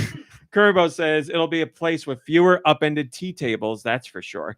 I'm not worried about Nintendo without Miyamoto. He's been less focused on games and more focused on theme parks and movies in recent years, and Nintendo's doing just fine. Yeah, Games are made of a collaboration of lots of people and are much bigger than one person. that's nowadays. right. Who said that? Who was that? Let's bring him to the forefront, that person. Because Miyamoto, it shouldn't be seen as this god / president like you're seeing him. Sorry. I was hoping you would remember his name because I've he's got that. always the guy that is the first comment. Oh, so. really? Oh, The guy that sometimes. specifically quoted you in one of his comments today, which you weren't here for because you So went to the bathroom. I wanted to mention that. So I had to go to the bathroom really bad, but I don't like to go to the bathroom during the show because I find it unprofessional. But a Pokemon story was up, and I was like, "There's no way they could ever need me to Yeah. to like jump in on a Pokemon story." So I go to the bathroom, and 2 seconds later, the comment is about me and how I hate Pokemon.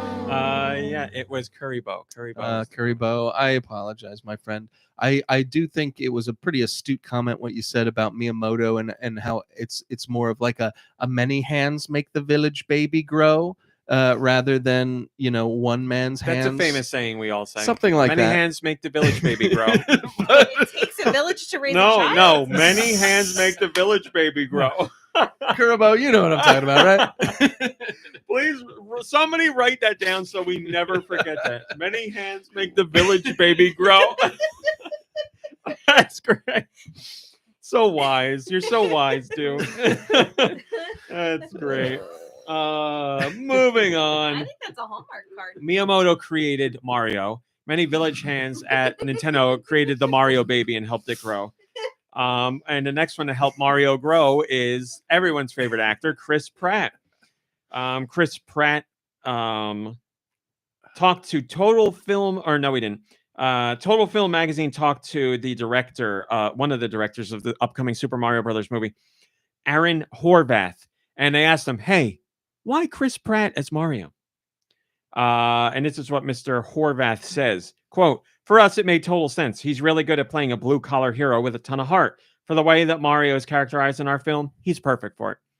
All right, I'm not going to deny he plays a lot of blue-collar heroes with a ton of heart.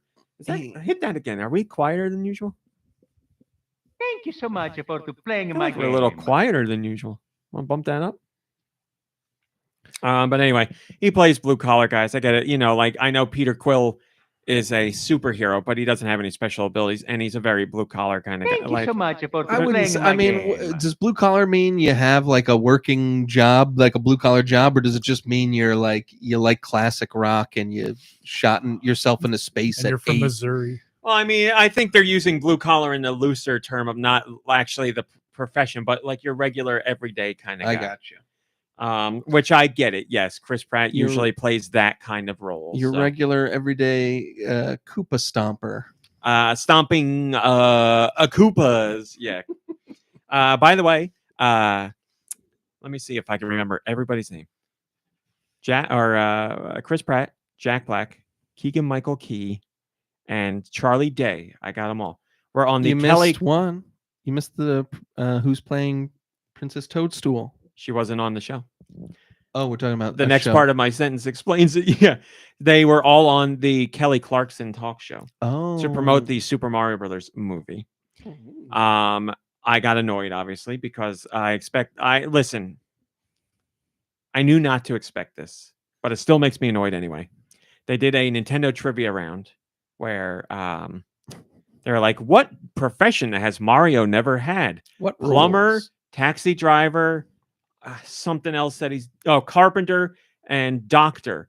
And Charlie Day is like, doctor. He's never had doctor. And I was like, Oh. you mother effer. Like, That's how are the you? only one I would have known Yeah. other than plumber. Yeah, exactly. Thank you. You look at carpenter and be like, maybe, but no. The one that literally where the name of the game is Dr. Mario is the one that they guessed. But anyway, That stinks. they were all on the show promoting the movie. Jack Black came out dressed as Bowser. the best part about it is Jack Black, I don't think was wearing anything under the suit. So his dick is showing through the suit to the point where they had to blur it. What? So I'm sure Nintendo is horrified by this. Jack Black comes out in a Bowser suit where his crotch is blurred the So entire you time. think it's actually out then Yeah. because it's blurred. Yes, Oh, it's that's so amazing. great. It's so great. I can't imagine how upset That's Nintendo is with hilarious. this. It's free. And it's just the best part is I like thought they liked hentai games. Nintendo. Nintendo. Well, they are cool with them, but they don't create them, not their own. Trust me, there's plenty of Nintendo related hentai content out there, but Nintendo's not making it. But Nintendo does own. You gotta look in the Discord. It's beautiful. It's so beautiful. Let me go to the Discord. The shirt and then the actual. Many hands make the village baby grow. There's a shirt, and there's your blurred Jack Black. There you go. That's true. Man, that's hilarious. Man, that shirt is amazing. That we need that shirt. And what's Many hands great make is the that village it baby almost grow. looks like a blurred out vagina. Bowser vagina. You know, That's, which makes it even yeah. kind of like odder. I was gonna say Nintendo does dabble in porn though, because Nintendo bought the rights to that. Love Hotel. No, what's his name? Pornhub.com. The Ron Jeremy, the Ron Jeremy porn that he was in where he dressed up like Mario. Oh, Super Pornio Brothers. Yes, Nintendo bought that. Come up with a better name than Borneo. the Nintendo title bought kinda writes that itself. so it could be removed from You know what you're getting. archives and everything. So Nintendo does own a pornography. So that's out there. A? Did you say A? That's A what I heard. pornography. They It own owns a pornography. Man, do you think They own a pornographic film. Okay. do you think the biggest wigs at Nintendo get together in like some secret cave every year or like a castle somewhere and like watch it No. wearing robes and no, of course not. Yeah, let's not entertain that. Let's Well, talk about hold if a on. hot dog Hold on. sandwich. Hold on. I was gonna say, especially because of his recent courtroom situation. I didn't want to get into the specifics, which is why I was steering away from it. You're right. You're right. I was trying to steer away from it, but here we are. But anyway, Chris Pratt as Mario, deal with it. You're gonna have to like it. Here we go. Stomping Koopas. I want to bring this up very quickly because we talked about it on a previous podcast. We had mentioned that Nintendo had updated their Switch Online expansion pack trailer to remove a line that they had in a previous trailer for Pokemon Stadium. They used to have a line in the trailer, a little caption that read, Pokemon cannot be transferred to this game, because when the game originally launched on the N64, you could transfer your Game Boy Pokemon to this N64 game. You could not do that with Switch Online because it's just a virtual version of Pokemon Stadium, cannot connect to the Game Boy. Then Nintendo announced Game Boy and Game Boy Advance games were coming to the Switch Online service. They released a new version of that trailer in Japan, and that caption was removed. So people were like, oh my God, Pokemon games are coming to... Pokemon games could be coming to the Game Boy and Game Boy Advance lineup, and then you could transfer those to Pokemon Stadium, potentially. It was a little glimmer of hope there. But Nintendo of America has released their version of the expansion pack trailer, and that line, that little caption, is in this version of the trailer. So the question is, did Nintendo remove it and they're like, oh crap, people caught on, so they put it back? Or was it a mistake? I don't know, but that's where we stand now. So back to square one is where we were, or where we are now. What it means, I cannot tell you. Moving on, Mario Kart 8 Deluxe Booster Course Pass Wave 4 has gotten its release date. It is coming out March 9th. So just in a couple days, this coming week, March 9th. Wave 4 of, I don't remember, 7, 8. What is in this? The Fruit Cup, Amsterdam Drift from Tour, Riverside Park from the GBA, DK Summit, one of my favorite Mario Kart tracks ever from the Wii, and the brand new Yoshi's Island track, which looks fantastic. Also, the Boomerang Cup, which brings in Bangkok Rush from Tour, Mario Circuit from DS, another great one, Waluigi Stadium from the GameCube, your Double Dash days, and Singapore Speedway from Tour. Again, the expansion pass, the Booster Course Pass is $25 and gets you all 6 waves of courses. So 6 waves of 8 courses, 48 new tracks for $25. There you go. Very nice. Kuribo says the new Yoshi's Island track looks great. I love a few more tracks inspired by retro games. Well, we'll find out, my friend. We get what, 2 more waves? Or no? Yeah, 2 more waves. That would be cool if they did a little bit more inspirational old school tracks. I agree. Like a Super Mario RPG track would be awesome. That would be awesome and ripe with ideas in there. Plenty of things you could do. Yeah, I agree with that. Nintendo has announced their Mario Day celebrations, and boy, Nintendo's going all out on Mario Day this year. So much so, they made a commercial just for Mario Day with a Mario Day song. They somebody, I don't know who put the song together, but they have a song with a singer all about Mario Day. For those who don't know, Mario Day is March 10th because that is MAR 10 for the date. So Mayor Mario. Paulina, she sings the yes, it's not her in this Dancing song. a Lucky Star So or whatever it is. yep. Something like Sing that. that for me again. Dance up your lucky star. You heard it. It's the same thing about the village and the child. The child. So here's what's going on this Mario Day. The Nintendo Switch Mario Choose One bundle. Make every day a Mario Day with a Switch system with red Joy-Con controllers, your choice of a free Mario full game download, a $60 value, and stickers from the upcoming Mario Brothers movie. Anyone that purchases a bundle can select one of the following games: Odyssey, Mario Kart 8 Deluxe, or New Super Mario Brothers U Deluxe. Why not Super Mario 3D World plus Bowser's Fury? Why not that one? The bundle is available starting March 10th at suggested retail price of $300. So great deal. If you're a Mario fan, you get the system, you get special red Joy-Con, you get some Mario stickers, who gives a crap about those, and you get a Mario game at no additional cost. No photos of this thing, huh? We got photos in another story, yeah. We actually saw what it looked like. It leaked beforehand, but now it's official. Mario Kart 8 Deluxe Booster Course Pass Wave 4. We already said that. GameStop is having Mario's events in store. So if for some godforsaken reason you want to go to a GameStop, Unforsaken reason. what don't is even this? know where there stupid- is one. This is how bad GameStop screws up.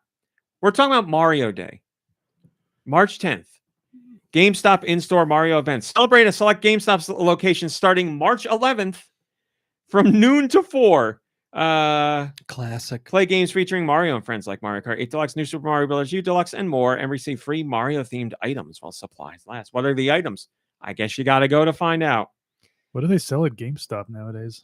Funko Pops. Oh, okay. Walls and walls Yeah, of right. Funko Pops. I haven't been to a GameStop. Gamer clothing. Gamer clothing. If you had told me that they were like gone, I would have believed you. They're trying. Save on select Mario games. The first half of the sales start on Mario Day at noon, and they last until March 23rd. Features deals on games and DLC featuring Mario, including Mario Party Superstars, Donkey Kong Country Tropical Freeze, Yoshi's Island, Yoshi's Crafted Donkey World. Kong Crunchy. That's enough. And Luigi's Mansion 3. The second wave starts March 24th and runs to April 7th. Includes sales on Mario Kart 8 Deluxe, Super Mario Odyssey, New Super Mario Bros. U Deluxe, Super Mario Maker 2, and Super Mario 3D World plus Bowser's Fury. All right, I got what I wanted. That was my complaint. Mario and Friends retail sale from March 5th to 11th. Fans will also be able to head to select retailers to save up to $20 on games featuring Mario and Friends. Mario Kart 8 Deluxe, Super Mario Odyssey, Super Mario Maker 2, Super Mario 3D World plus Bowser's Fury, Mario Party Superstars, and many more. You can also save $40 on Mario Kart Live Home Circuit. That's the RC car game. Super Nintendo World opening. The day all Mario fans have been waiting for is finally here. Universal, it's open. Nothing special for Mario Day. Win a trip to Super Nintendo World. Send you to Super Nintendo World at Universal Studios Hollywood starting on March 10th and running until April 25th. Head to My Nintendo, so my.nintendo.com, and enter the Super Nintendo World Family Fun Sweepstakes. One lucky winner with up to 3 guests. Oh my God, one lucky winner with up to 3 guests. It's us, guys. Win a trip to Universal Studios Hollywood to visit Super Nintendo World and see the Mushroom Kingdom in real life. Finally, kids can also join in on the Mario fun today and every day by visiting Play Nintendo, which has DIY crafts, quizzes, gameplay, and more featuring Mario and friends. If you haven't been to Play Nintendo and you have young children, Play Nintendo has a lot of really fun, cool stuff. It's things, if you have access to a printer, that you can print out and do little activities you can do, like masks and hats and little toys and origami and all kinds of stuff like that. Trinkets. Little trinkets you can make. Little trinkets. You're a trinket man. Wow, I am big time. I mean, I got trinkets on my desktop in You there. got trinkets everywhere. He's got trinkets. trinkets around his neck. He I puts do. Trinkets I'm wearing on his trinkets wall. right now. He brought me Brought home a trinket last night. Yep, he did. He brought me home a trinket. Entropy says, well, why not, I guess. There you go. Oh, my trinket man. I'll be a trinket man. I love trinkets. I love me some trinkets. Who doesn't like a trinket? Come on.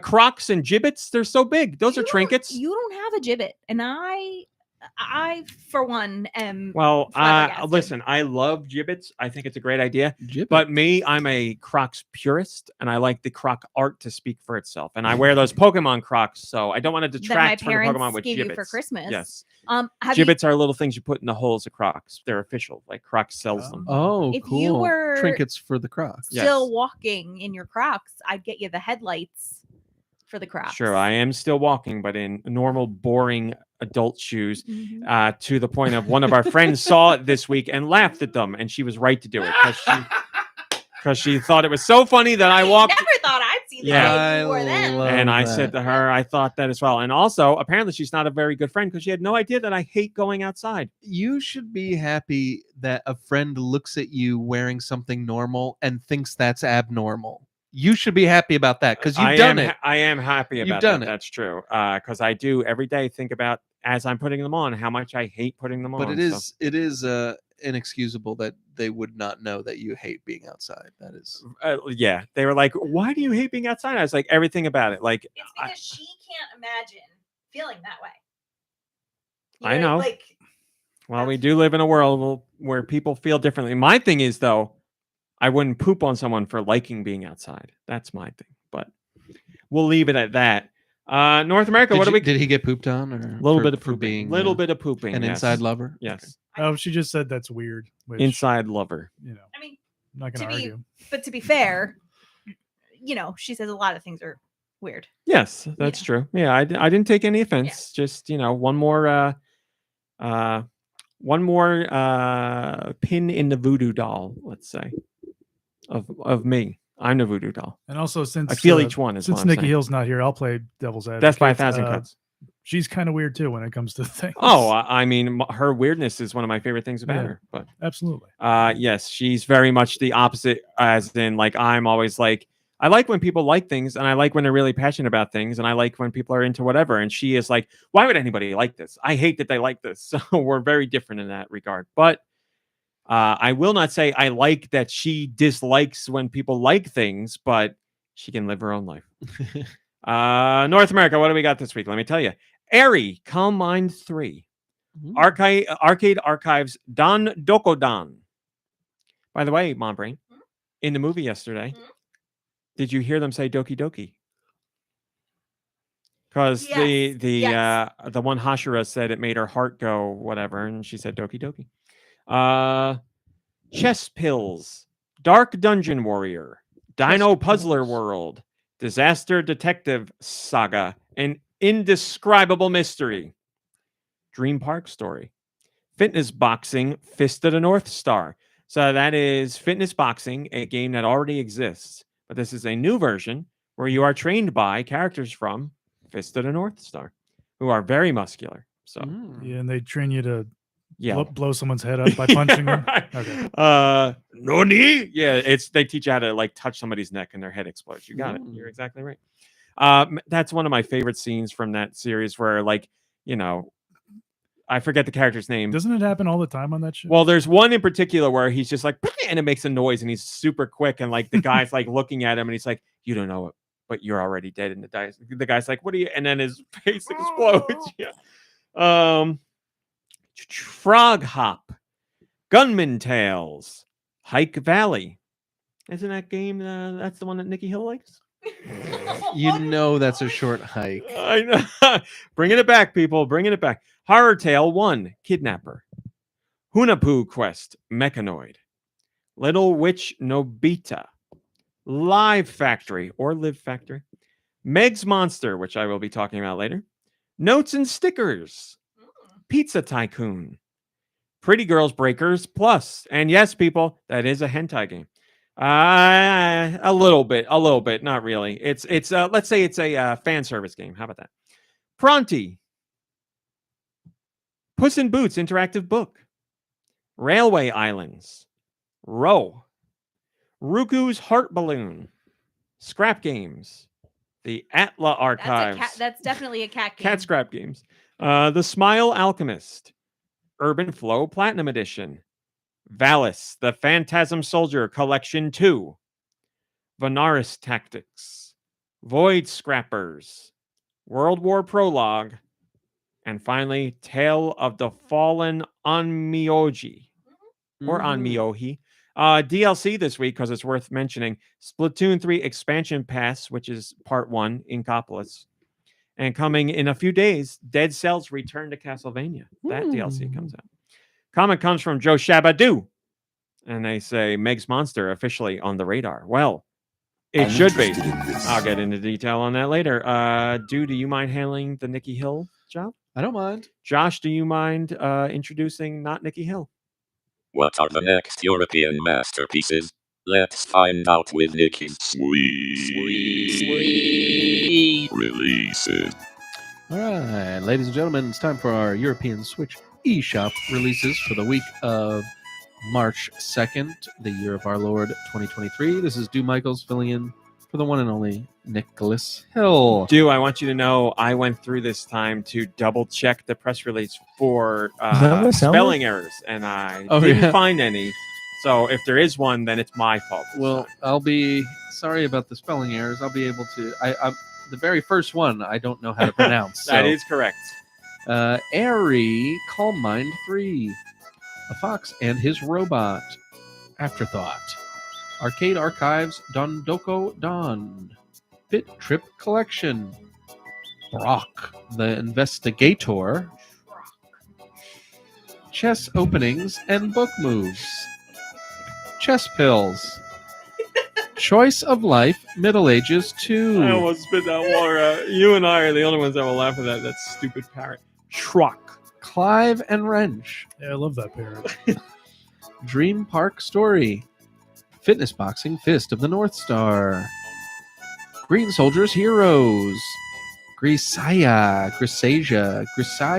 You were right, yeah. Grisaia Phantom Trigger 08, Hentai World. There we go. Okay. That's the game. That's how we knew that the censorship thing wasn't real. Because of that game coming out. Yeah. I mean, I think if any game would have hentai, it would be Hentai World. You're right. Yeah.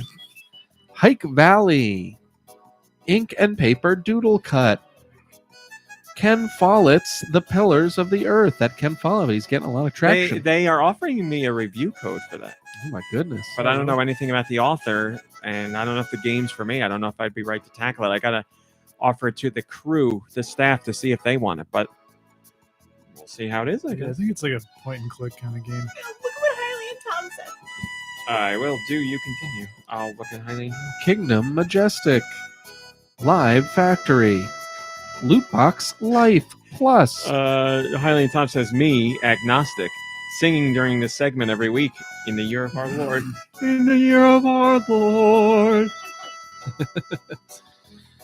Lucy Dreaming, Meg's Monster, Neodori Forever, Pretty Girls Breakers Plus, Railway Islands Puzzle, Remains, Roadstones. Nice, Roadstones made it.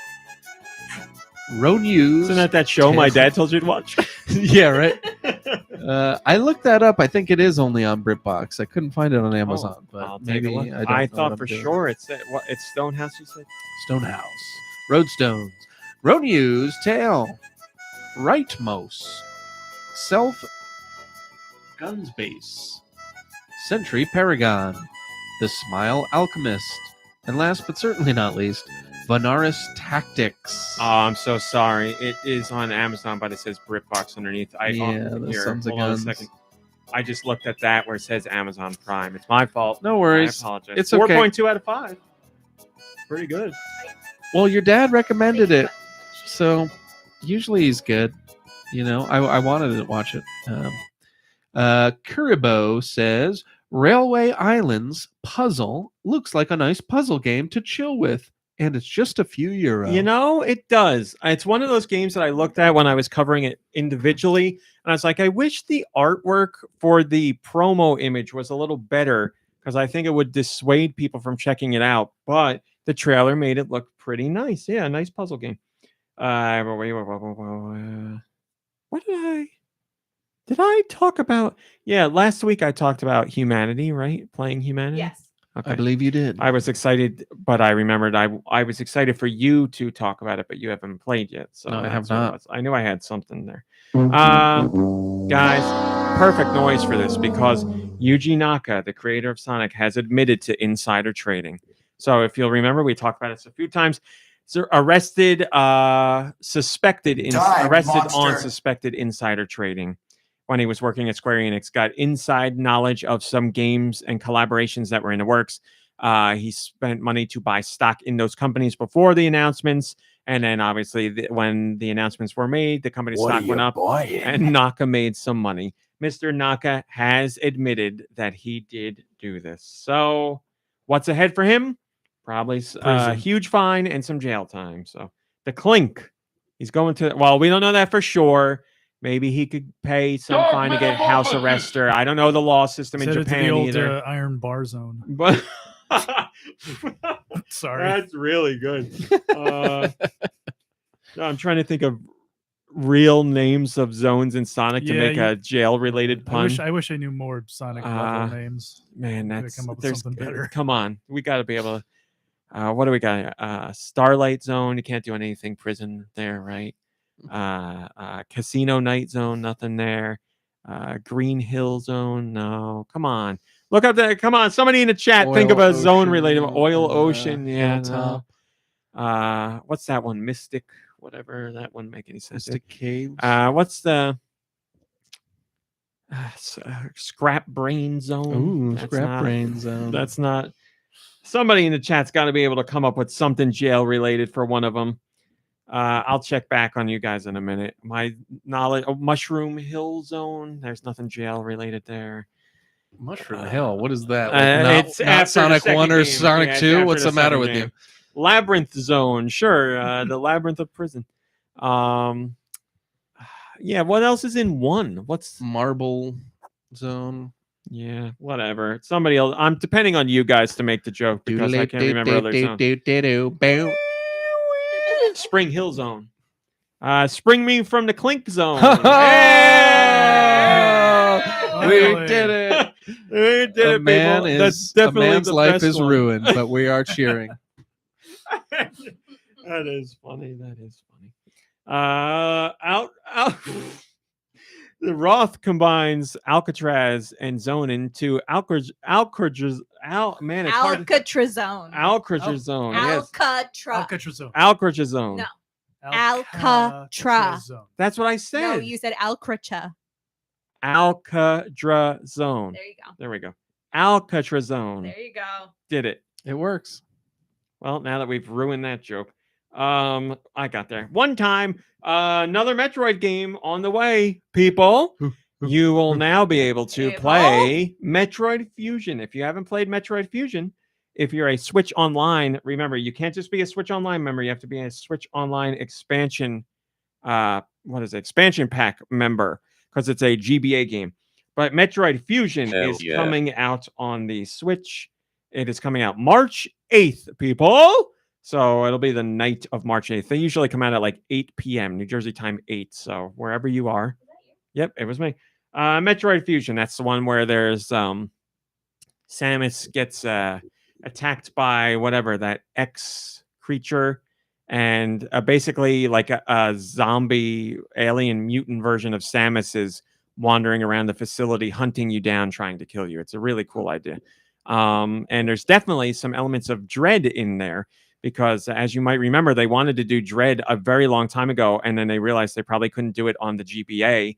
So they pivoted to Fusion. So see the origins really of Dread in Fusion. I remember really liking that game when it came out. I remember it came out didn't it come out like the same day as Metroid Prime or something? Wasn't there something insane where it was like the same week or something? I don't remember if it was Prime or Fusion or Zero Mission, but one of them came out very close to Prime. I want to say it was this one because I remember the colorful outfit of Metroid Fusion, but like I remember really liking the game. I'm curious if it's going to hold up like I remember, just because like you mentioned, Dread is top tier, and as far as like being chased by something, Dread perfected it. This I don't really even remember that much being chased by this thing, but once I saw the trailer I was like, oh, that is the big theme of this one. Yeah, so I don't know if I'm gonna like this as much, and then you'll find out later when I talk about what I've been playing why I'm gonna be in like kind of a middle ground with this until I try it out again. I remember playing Fusion. I'm sure there's things I forget, but I don't remember like the Hunter version of Samus. Like I remember a lot of cutscenes where you're like in a room and she'll like walk in and look for you and walk out. Right. I don't remember. Like I remember more of the thing floating around and transforming into different creatures and you fighting. Right. That's what I remember. Yes, I recognize in the chat now that every time I say something with an X or X related, that people are talking about it being a porn game now. So I get it. I'm in on the lore. This is new podcast lore now. So so there you go. Coming out March It's like 8th. you've never been in the Discord before because it always ends up there. Every time I say X. Just in general. Steister says, this is awesome. Game Boy Advance games are the perfect balance of retro games and games that still hold up today. I'm excited to replay old favorites and jump into new ones I missed out on before. Well, March 8th, my friend, you can play Fusion one more time or for the first time. Finally, very quickly, Capcom is hosting a Capcom Spotlight on March 9th. It starts at 5:10 p.m. East Coast, New Jersey time 5, but the actual show is starting at 5:30. They will be showing Resident Evil 4, Exo Primal, Monster Hunter Rise, Mega Man Battle Network Legacy Collection, and Ghost Trick Phantom Detective. So out of the 5 games being shown, the majority are on Switch: Rise, Mega Man, and Ghost Trick. So lots for Nintendo fans to look out for. And we will be covering that event live. I want a new Mega Man game to be announced, but will it be? No. Why? Who the hell knows? You got your 11 and 12. Didn't they just come out with 11 and 12? 12 doesn't exist, and 11 came out years ago. Yeah, that was. I want 12. Then I would be happy. Yes, but 12 doesn't exist. I thought they made because 11's the one that looks like old school, right? Nope. Never mind. 9 and 10 look old school. Holy 11 looks cow! new. I'm in outer space. I 9, was thinking to put things in was more perspective, 9 and 11. 10 came out on WiiWare. Yeah, 9's the one that I played because the big deal was it was going to look like Mega Man 2, and I was like, oh, this is cool. And then they made 10, and I was like, not doing that. Way too hard. Yep. And then, thank goodness they only made one more. 11, now the best-selling Mega Man game of all time, came out in 2018. And what does that look like? Mega Man X, or what does it look like? Mega Man Does Legends. it look like anything? No, it looks like a modern day take on Mega Man. I'll show you a quick screen. Yeah, that looks good. It does look good. Yeah. Was it a good game? It was great, except for the soundtrack. I was really let down by the soundtrack. Oh, that's right. The soundtrack blows. So people did a chiptune cover of the soundtrack, and that certainly helps. It makes it more enjoyable, Really? but the compositions... I've always wondered this, and I've never been able to talk to Capcom about it. All the songs in 11 use the same instrument as the lead, and I find it to be grating, and I also find the compositions not be as good. But I'm wondering if they did the same instrument as a lead as an homage to, the NES sound font sounded the same for all Mega Man games. So I didn't know if that was an homage or just an artistic choice from the composer. But I never thought I would be let down by a Mega Man soundtrack. But listen, if that soundtrack was good, that would easily be in the contention for best Mega Man game.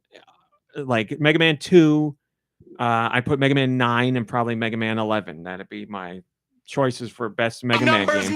But it doesn't have a great soundtrack, so I can't. There's a couple good songs on there. There are a couple good songs, but disappointing overall.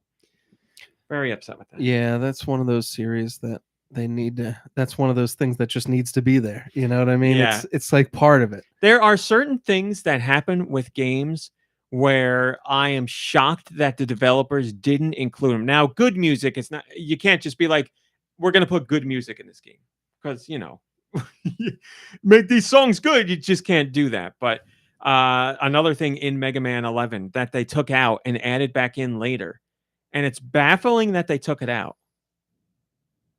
What do you do at the boss doors in every Mega Man game? Oh, you definitely. Everyone knows you jump. So Everyone that you hang knows midair you jump, while it so transitions. you hang in midair. You're exactly right. So when I went to play Mega Man 11's demo, I jumped and I was like, "What is this garbage? You fall right to the ground." And I was like, "How is this possible? This doesn't mean anything in the grand scheme of things." But every Mega Man game has let you do this, and it's a part of Mega Man's thing. Like everybody does this. So when the game came out, everybody's like, you can't hang through the door when you jump. Who made this game? It's like, it's like not being able to moonwalk upstairs in Castlevania. Yes. Sorry. Yes, you're right. So they did fix that, but I was like, I don't know how They this wasn't. fixed that. Yeah. Oh, that's so great. I was like, that I don't they know how fixed this that. is an oversight in the first place, but Yeah. makes me a little worried because you're like, who on the team I'd rather is have. making a Mega Man game that hasn't ever played a Mega Man game? I'd rather have a stellar soundtrack than to be able to jump through the transition wall. Though. Yes. That So they stinks. fixed. If they were going to fix one of them, I'd wish they fixed Yeah. the soundtrack, but That's at a least they bummer. fixed the door. Well, that screenshot you showed me looked cool. Like it's something that I would actually like test out or play or something. I mean, I can't stress enough. It's the perfect game for you to play because they are constantly worried nowadays about games being too difficult for people. So this Mega Man, I'm a baby, and one of my best friends is telling me that in a very nice way. No, I mean this as a positive. This game specifically has Sure, two why not? new gear systems that let you. There's become, the baby gear for people like I don't know you can turn on options during gameplay as you play. Like you can use them, or it's not like you make a decision and it's stuck that way. One gear makes you way more powerful, and one gear lets you slow down time. So you can use them interchangeably as you play to make the game as easy or as difficult as you want. Nice. And did you use either gear? Oh God, no. Oh dear God, no. I did not use. Oh dear God, I would never think of it or dream of it. An old version of me would say that. That is very true. I do not say that anymore. I recognize I was the one who was You're wrong. such a good person, man. I only give you a crap because I'm trying to break through the goodness. You're right to give me crap. But you win every time. Now that's something I look back on and am embarrassed of. And it's funny because I thought about this while I was watching anime last night. I was like, there should be an easy I was version like, for anime. I was like, so that I was can like, watch it. I said, I was thinking about just like opinions and how opinions change and how people a lot of people can't stand when somebody likes something and they never look like, it wasn't anime. It was the anime discussion that led into our greater discussion about the Mandalorian and Fortnite last night, where our friend Adam was saying he looked at the Mandalorians having different colored helmets and a big creature. And he recognized, like, this is me not in the right mindset. I'm going to stop watching now and I'll come back to it later. And I feel terrible that people feel that way, but I applaud him for recognizing that to try and come at it later when a spot where he thinks he's more ready to receive that kind of stuff. And it made me, I had like an exit. I played like crap last night in Fortnite.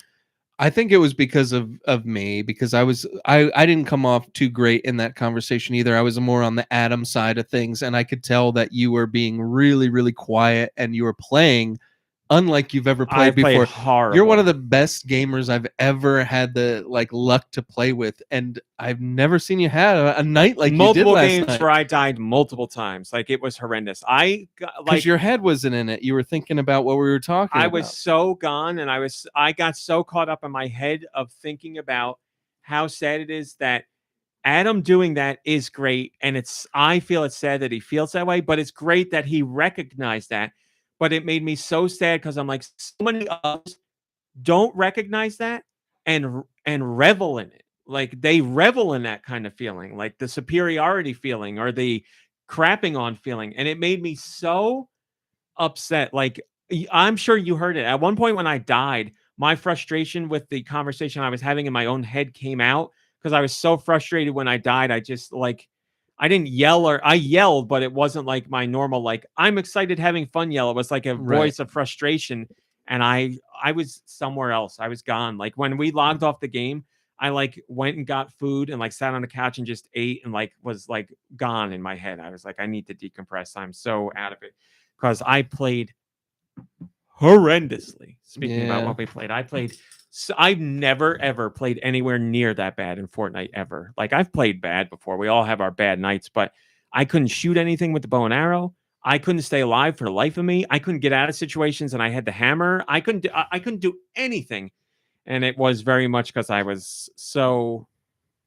Like when I say these things affect me and I think about them a lot, like that's proof positive that I do, because that happened organically at that moment and I was gone. Like I was out of it. But anyway, we'll talk more about what I played later. But Mom Brain, what did you play? Thanks, Mom Brain. Kirby, what did you play? I didn't play anything either. Thanks, Kirby. All right, dude, what did you play?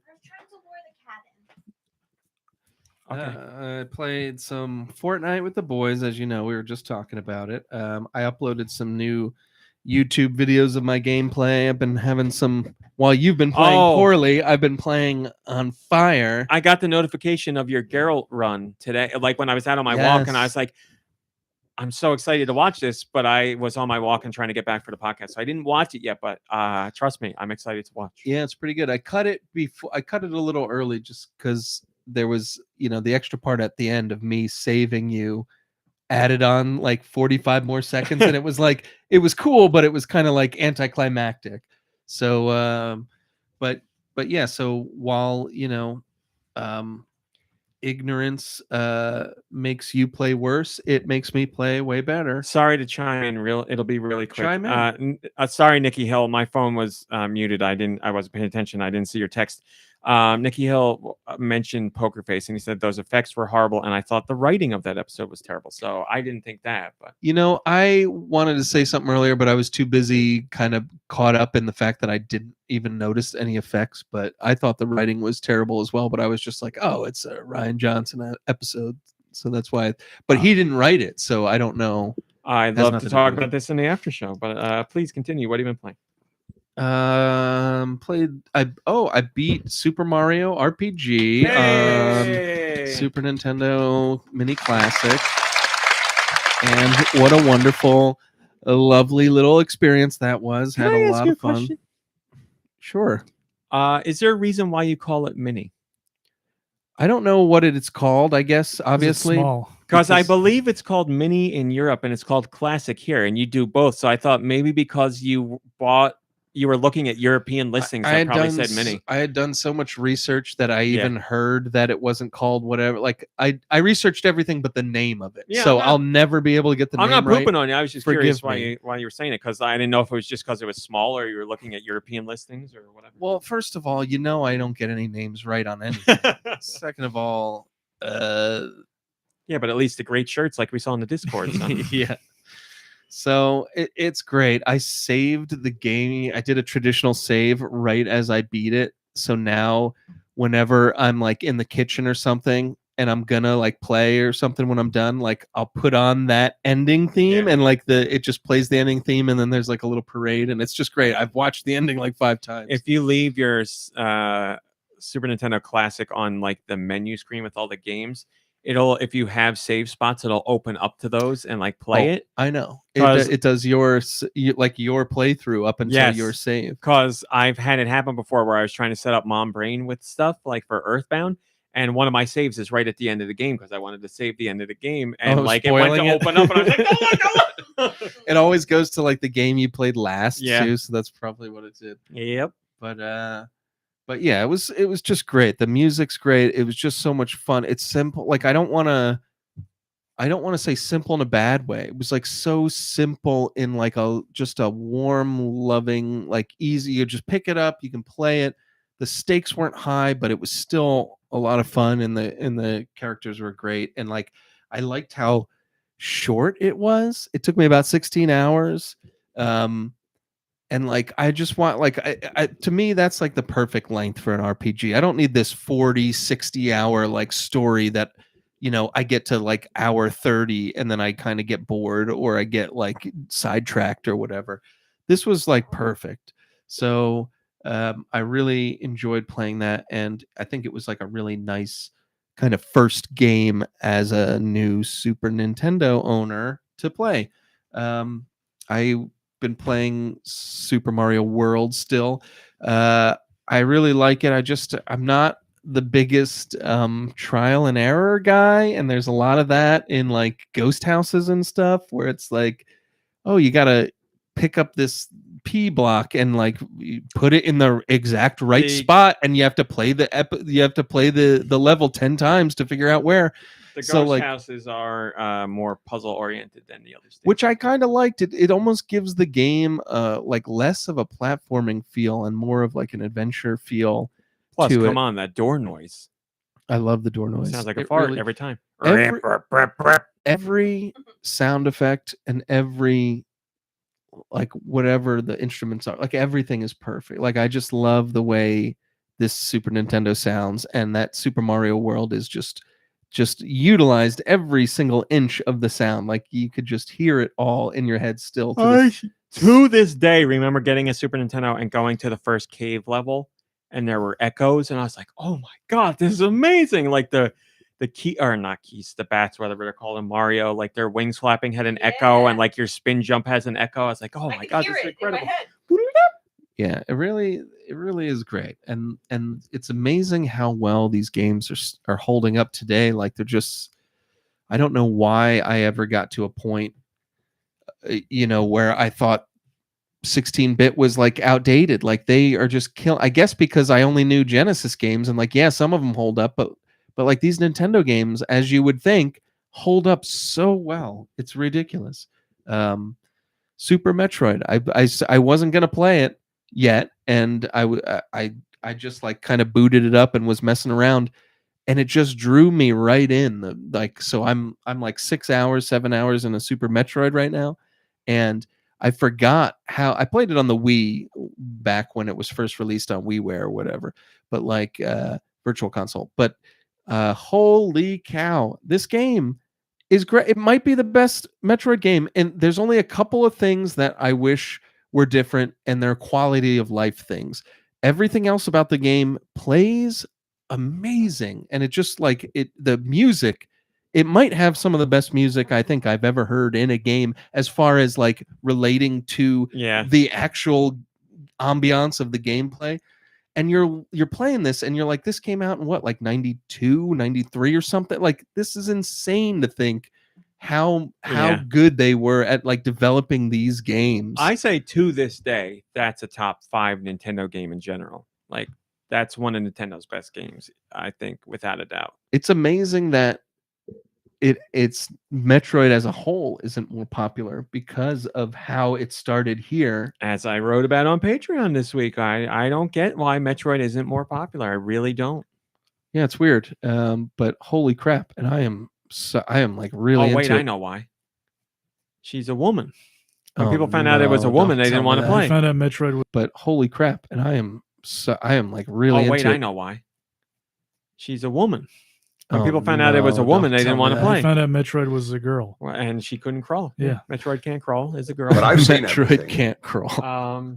Yeah, that's what it was. They found out it was a woman and they weren't interested. So. Well, you probably are right. But anyways, I still like it, and I'm close to the end. I think I really don't know because it's a big game, and it doesn't seem like you have to do everything. It's like there's a lot of stuff there's a ton that of you hidden can just stuff. like miss, and it's like whatever. If you miss it, like you're just gonna have a harder time. I also love the way that game.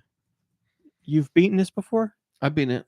I love the way that game teaches you mechanics by the creatures living on the planet. Oh yeah. I love that. Like you're in that one pit where that weird bird creature. You're like, where do I go? I Why are knew you doing you'd the love that bird bird show? Oh my creature. god, the fact I can't kill the bird. Why not? the running organic by me? way What? the game teaches you that, especially back then. I remember like, where do you go? What do you do? And then you're like, oh, look at the bird. I'm supposed to do what the bird's doing. So love that moment. Now the real question again has to be asked for Super Metroid all the time. Are you going to save the animals? Super Metroid, not Sonic. Yeah, Super Metroid. Are you Oh. going to save the animals? Yeah, of course. Why wouldn't you save the animals? It's a choice you have to make they're at the cute. end. You have to take a very special path to save the animals, Holy crap! Well, and you get a different ending. How different? Very, very, very smallly different, but it's different. well, I didn't even know this was a thing, and I honestly don't remember what So, happened when I beat it on The the Wii. very so- end of the game, when you're running off the planet to take off on your ship, there's a specific path you can take that's not a direct path that goes to the room. It goes to a room, and the room will have all the animals in it, and you save them. And then in the end cutscene, when Samus's ship is flying away, You get to see a tiny you see a pixel. tiny pixel fly away on the right hand side before the planet blows up because you send all the alien or all the the creatures animals away in the ship. were able to fly away. Yes, somehow. it's such a, like a Noah's small Ark. thing, but it's so great. And because I remember doing it as a kid, finding that room the second time I played it, and I was like, "Well, what's going to happen to him?" And then you see that It's not one gonna pixel just Almost nothing is going to fly happen. out of the way, and I was like, "They made Man. it! They made it!" So as a kid, did you just say like, "Let me explore more at the end here," or did you read it in a Nintendo Power? No, or something, as a kid, He called the I- Nintendo all the- hotline. ooh, as a kid, all the time, I 100%ed games, like everything. Especially if it was a Nintendo game, I did 100%, or at least if the game told you a percentage, that's what I went for, was the 100%. So I got like every missile tank, every upgrade, like everything. I would do it all. so you would just go to every room and do the X-ray scan. Oh every yeah, I room. spent hours doing Like- X-ray scans. Yeah, I went everywhere, every way I could. Man, you sound like you were way cooler as a video game gamer than as a news reporter. Wish you could go back to just like gaming. Yes, I don't have as much time to do one. It has to be a game that's really special to me to 100%. Just the now, fact that you were like on my second playthrough. I mean, that's something you would never say today. Well, because I finished the game and didn't have anywhere near the percentage of completion, so I went to do it again. So that's why it happened. Well, And then I found out there's games like Donkey Kong Country where it's like 101%, Oh my God. 102%. well, I'm glad that you brought that up. So Donkey Kong Country. I want to like it. I want to. I cry to the heavens every night that I want to like this game. The music, the graphics, the charm, it's all there. It's all right there, and it's palpable to even me. But I just cannot. I cannot roll at the right time. I cannot jump on their Not even heads. I close. cannot get into a barrel and shoot at the right That's time. so strange. It's frustrating, and I feel like you're a lot close. The camera's a lot closer. You can't see what's around you, so you don't know what's coming up. And I'm like overly obsessed with lives. I don't know if there's continues, so I'm like doing traditional saves every like 2 seconds. Yeah, I was gonna say it doesn't matter if you're playing it this way. You can save whenever you want. Yeah, But yeah, there's so- continues, but eventually you go back to wherever the save point was. Whoever does saves, I don't remember. Was it Funky or Candy or whatever? But I can. Okay, it's Candy, but I can, as long as I save with Candy, I can You're fine. die as many times as possible. Yeah. Well, anyways, it's a fine game. I'm glad that there's 3 of them, and peace and love to everyone who loves it. I'm gonna keep on trying it, but Where are you at? I'm about an hour in, which doesn't mean anything to you guys. It's like the treetops. It's called. It's called Treetops. Oh yeah, You're It's in actually- the tops of the trees. I'm Oh, after the thank you. treetop. Like there's a couple episodes after the Oh, treetops. I know what you mean. Okay. And okay. there's like the army green jumping crocodiles that jump Yes. a little bit later and higher than normal now. Yes. And it's not that difficult. I just cannot play this game. I just can't do it. I mean, Donkey So- Kong Country is more difficult than a Mario platformer. Yes, you're right. And then there are stages that are very difficult, but like Yeah. you've done a minecart stage. Yeah, that was difficult, but that was fun though. Like, that was at least fun to learn. Like for some reason, I'm not this trial and error guy that wants to, do this barrel shooting. Well, that's the every thing. Like 100 trial and error.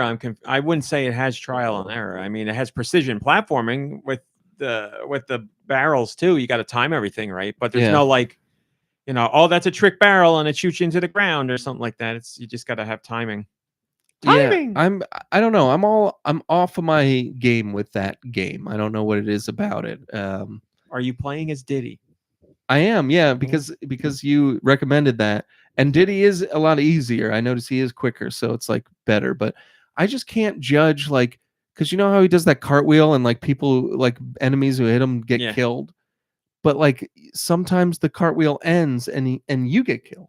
And you're like, how You do are I safe. judge this? You're safe from the second you start the cartwheel until the second he comes out of the Right. cartwheel. But that's the thing is like I can't get it. Like my timing is for Well, some you reason could off. do this, just jump on them instead of cartwheeling.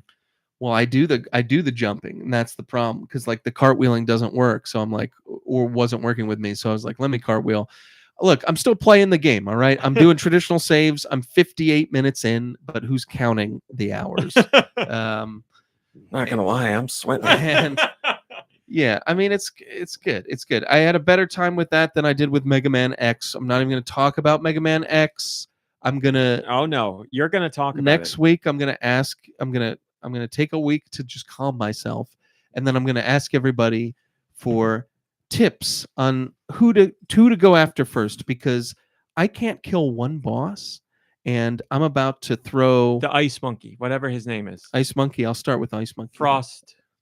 Frost Man. No, wait, Spank Spank Man Driller. Is that what it's really No, called? I don't remember. No, his name. the ice boss is like a penguin, right? Yes, Chill Penguin. Chill Penguin. Okay. Well, I'll go after Chill I- Penguin first. Yeah, I can't even remember if I beat any of the bosses. I might have beaten like one or two, but I'll go on the record as saying I'm not good at any of the Mega Man games, and X was my time playing X was full of frustration. Yes, I always did Chill Penguin first, and then you go to like Spark Mandrill or Spank Mandriller, as we say. Nice.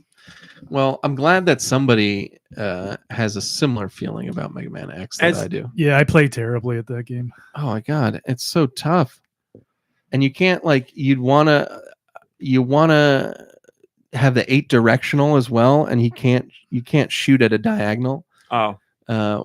Well, that's the thing. You get other weapons and they shoot diagonally or up and down. Well, that's what I was hoping someone could tell me who to go after first, because like Mega Man 2, I was the reason I was sucked at that game is because I never ever used any of the abilities that you get until you had to. I just was like, it's like you with the pistol in a game, Yes. you know, like you just didn't want to do it. I just never did it as a kid. Who would But you now go I for re- first in that game? Flashman every time. Really? Yeah. I would go Woodman. Yeah, you and everybody else. I know. Well, you think about which is more impressive, a guy who's a block of wood that throws leaves at you, or a guy that can freeze time and shoot you. Like, I'm going for the wood loser. Yeah, I always thought What's his Flashman was costume, easier. too? His costume is literally a log. The man's wearing a log. It's like Mega Man 3. Who do you go for first? Hard Man. Like, he jumps and lands on his head. And what's his costume? I got no idea. But he has I would the never word go hard for- in his name. That's supposed to be Exactly. I would never go for Hard Man first. Why would you That's ever why do that? they're trying to trick you. Exactly. It's working. Yeah. So once you go Chill Penguin, then the rest fall like dominoes. You just find Well- out whoever chills. In Mega Man X, like the enemies have a very specific reaction. Like, you know, this is the weapon you're supposed to use on them. Like, Good. whoever you hit with Chill Penguin's crap, I want to say it's the armadillo. He like Okay. freezes in place. Like he literally Yeah. stops bouncing around the room and freezes. Like everybody's weapon, like Well, whoever that's my- used Flame Mammoth on, it sets them completely on fire. So you'll know when That's you my use it. kind of thing. But like you and I are different, RMC, whereas like you would be like, oh, I can't wait to play every single level and find out which weapon kills who, and this is going to be fun for me. Me, it's like, tell me where to start. Tell me who's going to kill Well, who, you got the because I internet. don't want to spend this time Yeah, doing just go on this. the internet and look up a guide. They'll tell you where to go. Well, you got me there. I can't argue with that. I mean, back in the day, yeah, you couldn't do that, but now, yeah, just Yeah, you could get a list of where to go, and Which who to is tell. why I'm trying to be like, there's no reason why I shouldn't be able to beat every single game on this dang Super Nintendo Mini, whatever it's called.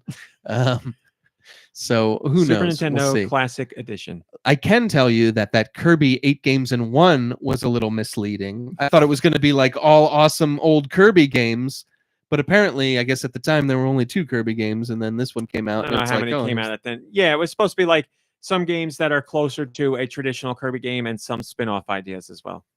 Well, Yeah, it's more of a mini game collection. Yeah. yeah, I mean, Peace and Love. I don't know why they needed the two Kirby things on there. Just one's fine, and even that, What's on there? The golf one? the Dream Course. Oh, that's great. That's a great game. Oh, I never played it. Yeah, I don't know. I feel like I would have been fine with Dream Course being left off for something else. Well, that's fine. But listen, if you're gonna only go with one Kirby game, then you would go with Kirby's Kirby Deluxe, whatever it's called. What is it called?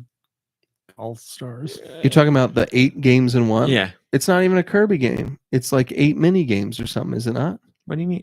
What do you mean it's not a Kirby game? I didn't play it. First of I didn't all, try it. What do you mean? It's literally a Kirby game. Okay, it is. Kirby's in all of them. Okay, Yeah, Or in all Kirby the- in Superstar, all the that's what it's games. called. Thank you. but it's like a platforming game. It's like a traditional Kirby. So there's 8 of them. Some of them are not that. Some of them are that. Yes, Okay. traditional Kirby games. They're not as long as a traditional Kirby game, but it's eat an enemy, get their ability, go through All right, side-scrolling okay. levels. Well, I'm not there yet. But there's other weird things in there that are not traditional Kirby stuff. Yes, more minigame style. But I mean, that game is so beloved that they put it on there, and they released an updated version of it not that long ago, Kirby Superstar Ultra. Well, that's very cool. That's good to know. With peace and love. With Thanks. peace and Very love. cool. I'm very cool. I've been playing Super Castlevania 4. I do like a level a day. I'm on like level 7 or something like that. That game's amazing. That game's hurting the rest of the games because I can whip in any direction I want, and not every game is like that. But that's Hell an yeah. oddity for Castlevania. It sure is. Oh, And Because the control in Castlevania 4 is the reason I love that game so much is because it's so different from the first 3 Castlevanias, which I find to be very difficult. As much as I do respect them, but yeah, oh yeah, Kirby Superstar has the Great Cave Offensive. and that's good. That's worth it for the song alone. all right. Great song. I'm down with songs. Here, Spring Breeze is a regular one. Revenge of Meta Knight is a regular one. I want to say Dynablade is a regular one too. I don't remember. I know the Great Cave Offensive is something different. Gourmet Race is something different. I don't remember what Milky Way Wishes is. Arena Sounds hot. isn't. Megaton isn't. So yeah, there's at least 3 I would say that are regular Kirby style games. Well, I'm glad. So if you go back to it at some point, try one of those. I would go Eventually I to Revenge of Meta Knight. That is the one I would do. All right. Well, anyway. we're gonna get there eventually. I got some other things I want to try out, but yeah, nothing else to say about Super Castlevania 4. Great music, great gameplay. Holy cow! Knocks it Hi, out of the Solid park. Master Link. It was amazing. And then the only other thing I played a little bit more of the that Link's Awakening dual gaming that I was doing a couple of weeks ago. I beat the third temple, I want to say. Beat the third temple on Game Boy Advance, and then I beat it on the Switch. And man, I just love playing it like this. It's so fun. In fact, it's giving me such an appreciation for this Link's Awakening on Game Boy that I might, and this is weird because I haven't beaten the Game Boy version all the way through yet, but like I've beaten the other one and I'm playing through this. I think this might be a better game than A Link to the Past. Is that a crazy thing to say? I would say that's crazy, but I could see a path to it. I adore Link's Awakening. It is one of my favorites. I would say A Link to the Past is the better game. And A Link's Awakening only exists because A Link to the Past. Like, it's very clearly artwork and everything inspired by. That's what's making me think of it. It's almost like some things I feel like it does better. You know, like I feel like it's trying to do what A Link to the It Past certainly did, but do it a builds little off better. that game. Um, Plus, I love this. I like, hands down, the story in Link's Awakening I like better than A Link to the Past because there's a I lot. don't want to get into spoilers, even though it's decades Right. old. But you know, there's some But there's very diff- interesting stuff going on there, and I remember it making me cry when I was a little kid, and when I played it on Switch, I cried again because I was like, just I don't know, something about that ending, just the whole story. That I love that story. Great story. Yeah, I like the game a lot. I don't know. A Link to the Past is really really great, and I think it obviously like looks better. But yeah, I don't know. There's just something about the gameplay and the world of this one that's really doing it for me this second time through, or I guess you could say first time through on the Game Boy. My mom is playing the Switch remake right now. She's Oh, really? almost at the end. She's pretty much there. That's She might have perfect beaten it for by now. her. I'm She's glad that never she's played doing that that. one. That's cool. It seems like it'd be right up her alley. Yeah, I don't know what happened that she skipped over it when it originally came out because we had it. I guess I don't know what was going on, but she didn't play it. So after this, for what was it, Christmas, I got it for her, and she's playing it because I knew she hasn't played that, and now I have to find some way to get her to play Wind Waker because she won't play because of the way it looks, which hurts me. To my Really, your core. mother is Your mother is being one of those. She graphics does not like people? the way Link looks in that Graphic game snobs? at all. Really, She cannot stand the way Link looks, and it hurts me so. man, that's a shame. Missing Yeah. out on a good one.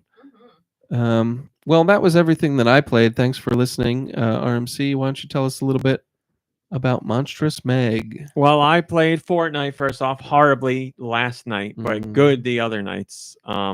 Still having fun. I've heard some very interesting rumors about the next season of Fortnite, which is right around the corner. I thought you were gonna say you've heard some very bad words while you were playing online. I have heard that next season is going to have Attack on Titan content. Whoa! So I'm down for that. But anyway, I played that. Love me some Mikasa. I played the Humanity demo some more, and I played it. Oh god, this is so good. My parents came over. They checked out VR. They were both amazed by it. They have played VR before, but was for some gonna reason ask, this yeah, time I don't know what happened. So my mom played Humanity because she's a big puzzle person, and she really liked it a lot. Oh, Because no, I was played like, Humanity this week.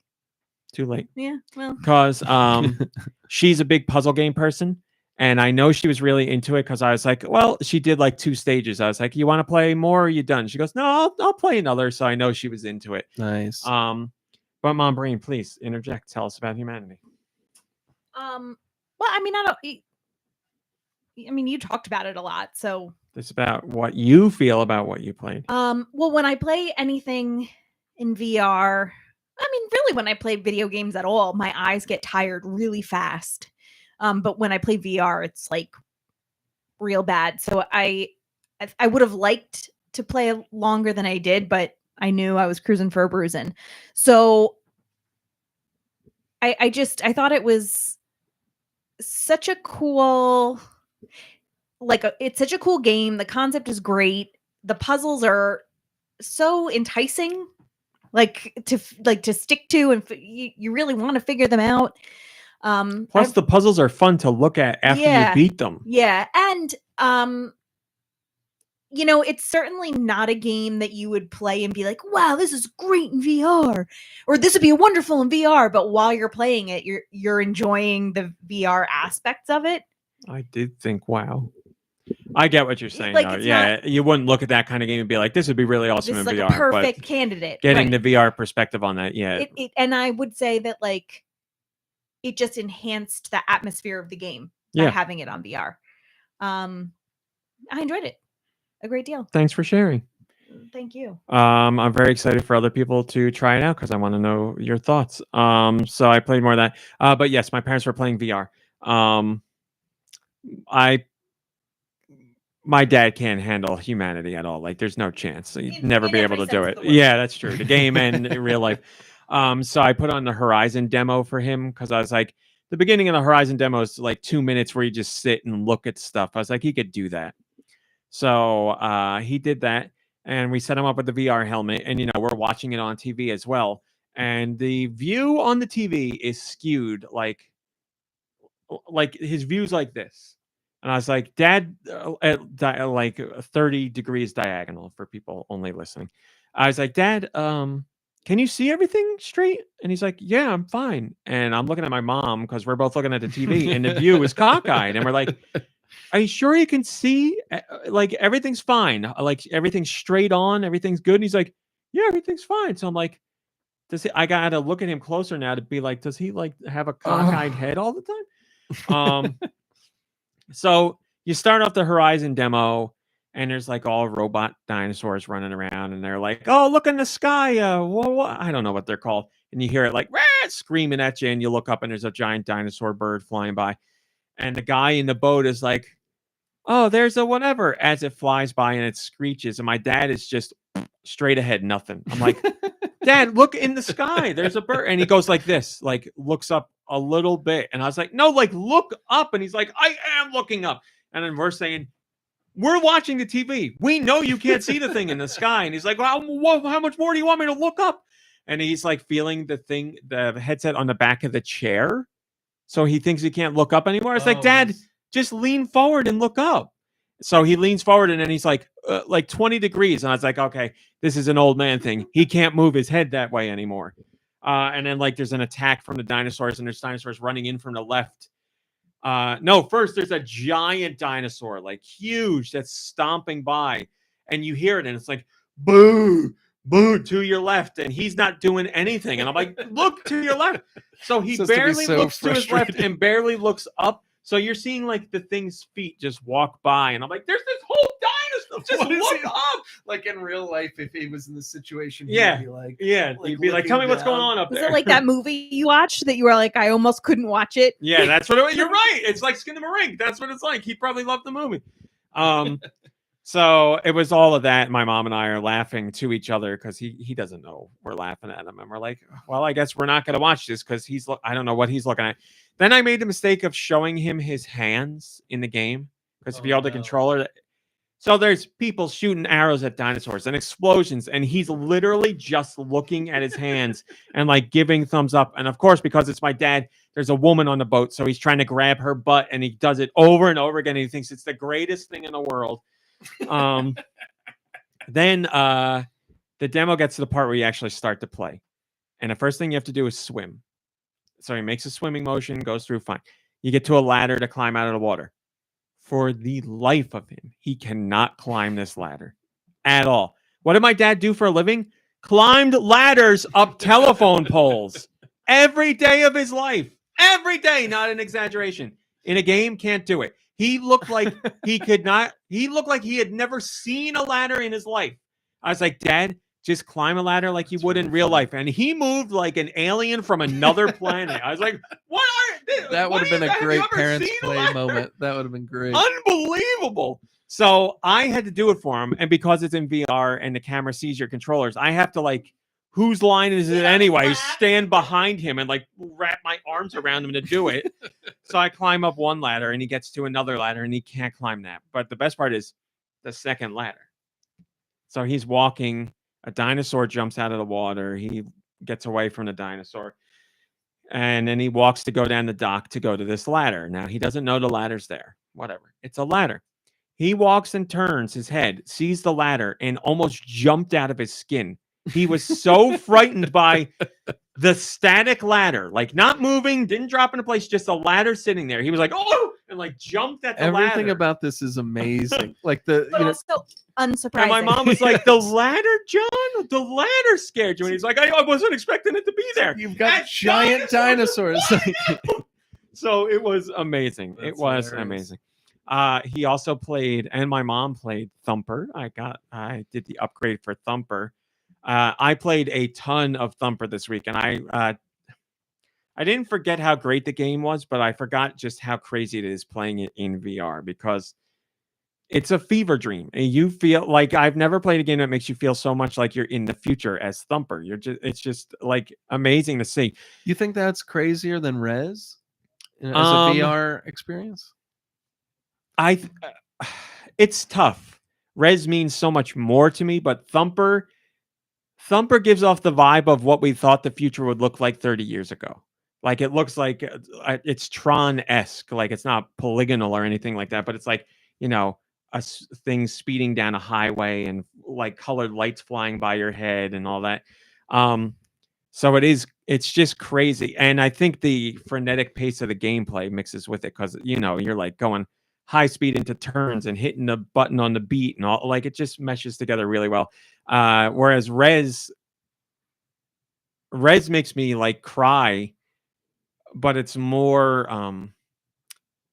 Rez is more of an experience to like feel and go through, whereas Thumper is just like, holy crap, this is like, I'm in this is happening. But Thumper is awesome. So played Thumper. I'm gonna say this one now because I'm not allowed to talk about it in detail, but I have been incredibly lucky to get an early access code to the game that was probably my most anticipated game. The game. Lunark, which is made by it's being published by WayForward. It's being made by another developer. Lunark's not, or WayForward's not doing development on the game. It's a new cinematic platformer that's very much inspired by Flashback, and the developer. I'm doing an interview with the developer, and WayForward reached out about access to the PC build. So I played that one night so far, and I wish I could talk to you about it. I can't. The embargo for previews is up tomorrow, so I'll have something written this week. But let's just say I really wish I could talk to you about it right now. But what I can talk about is Meg's Monster, as Deux said.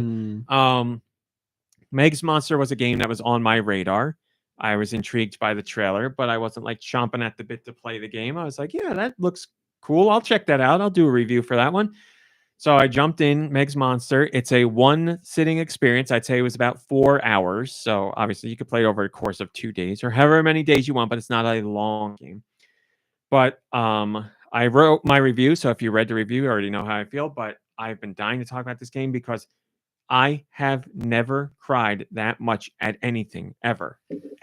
Like no game, no movie, no TV show, nothing. I've never cried that hard, and multiple times. And I do mean hard, like to the point where like Even during Paddington 2? even during Paddington 2, Wow. anything, you name it, I cried more Grave at of the Meg's Monster. Fireflies. Yes, cried. I've thought of everything I possibly could before I wrote this review. I've cried a lot of multiple things, but I've not cried that much. Like there's the story has all kinds of things that make you tear up, that made me cry, and that made me like really cry. And then stuff where you're crying where you're like, no, not this way, not like this, where it like pains you. Like I feel it in my heart, and like it's the kind of cry, like it's an ugly cry where you're like crying and like your face is like to its extremes, like pushed, and you're like, no, and then things happen and you're like, no, not, oh god. And it's not all like, it's not so much, I want to stress, it's not like somebody died, I'm crying. There's levels of crying and different ways to get to that crying. It's like sentimental crying and heartfelt crying and sad Somebody crying. died, I'm crying. And crying from death and all, like oh man. And as I said in my review, there's a Tobey Maguire crying. That's right. There's a point in the game where you've had this hugely emotional moment, and I feel like that moment gets taken away from you. And I was like, oh no, this kind of ruins the emotional experience I've been on. But then you finish the game and you have an even bigger emotional crescendo. And I was like, okay, now I get it. So but like I was crying so loud that I thought I was going to wake Mom Brain up. Like, and I'm not usually one that makes a ton of noise when I'm crying, but this is like, I can remember my face being like I was like, I guess that's why they say choked up. Like I was like, oh man, this is really rough. The rattles. No, but I was like just very spent. So it's very much a visual novel with a little bit of RPG sprinkled in. You do move your character on a map and like in scenes, and you do get into RPG battles.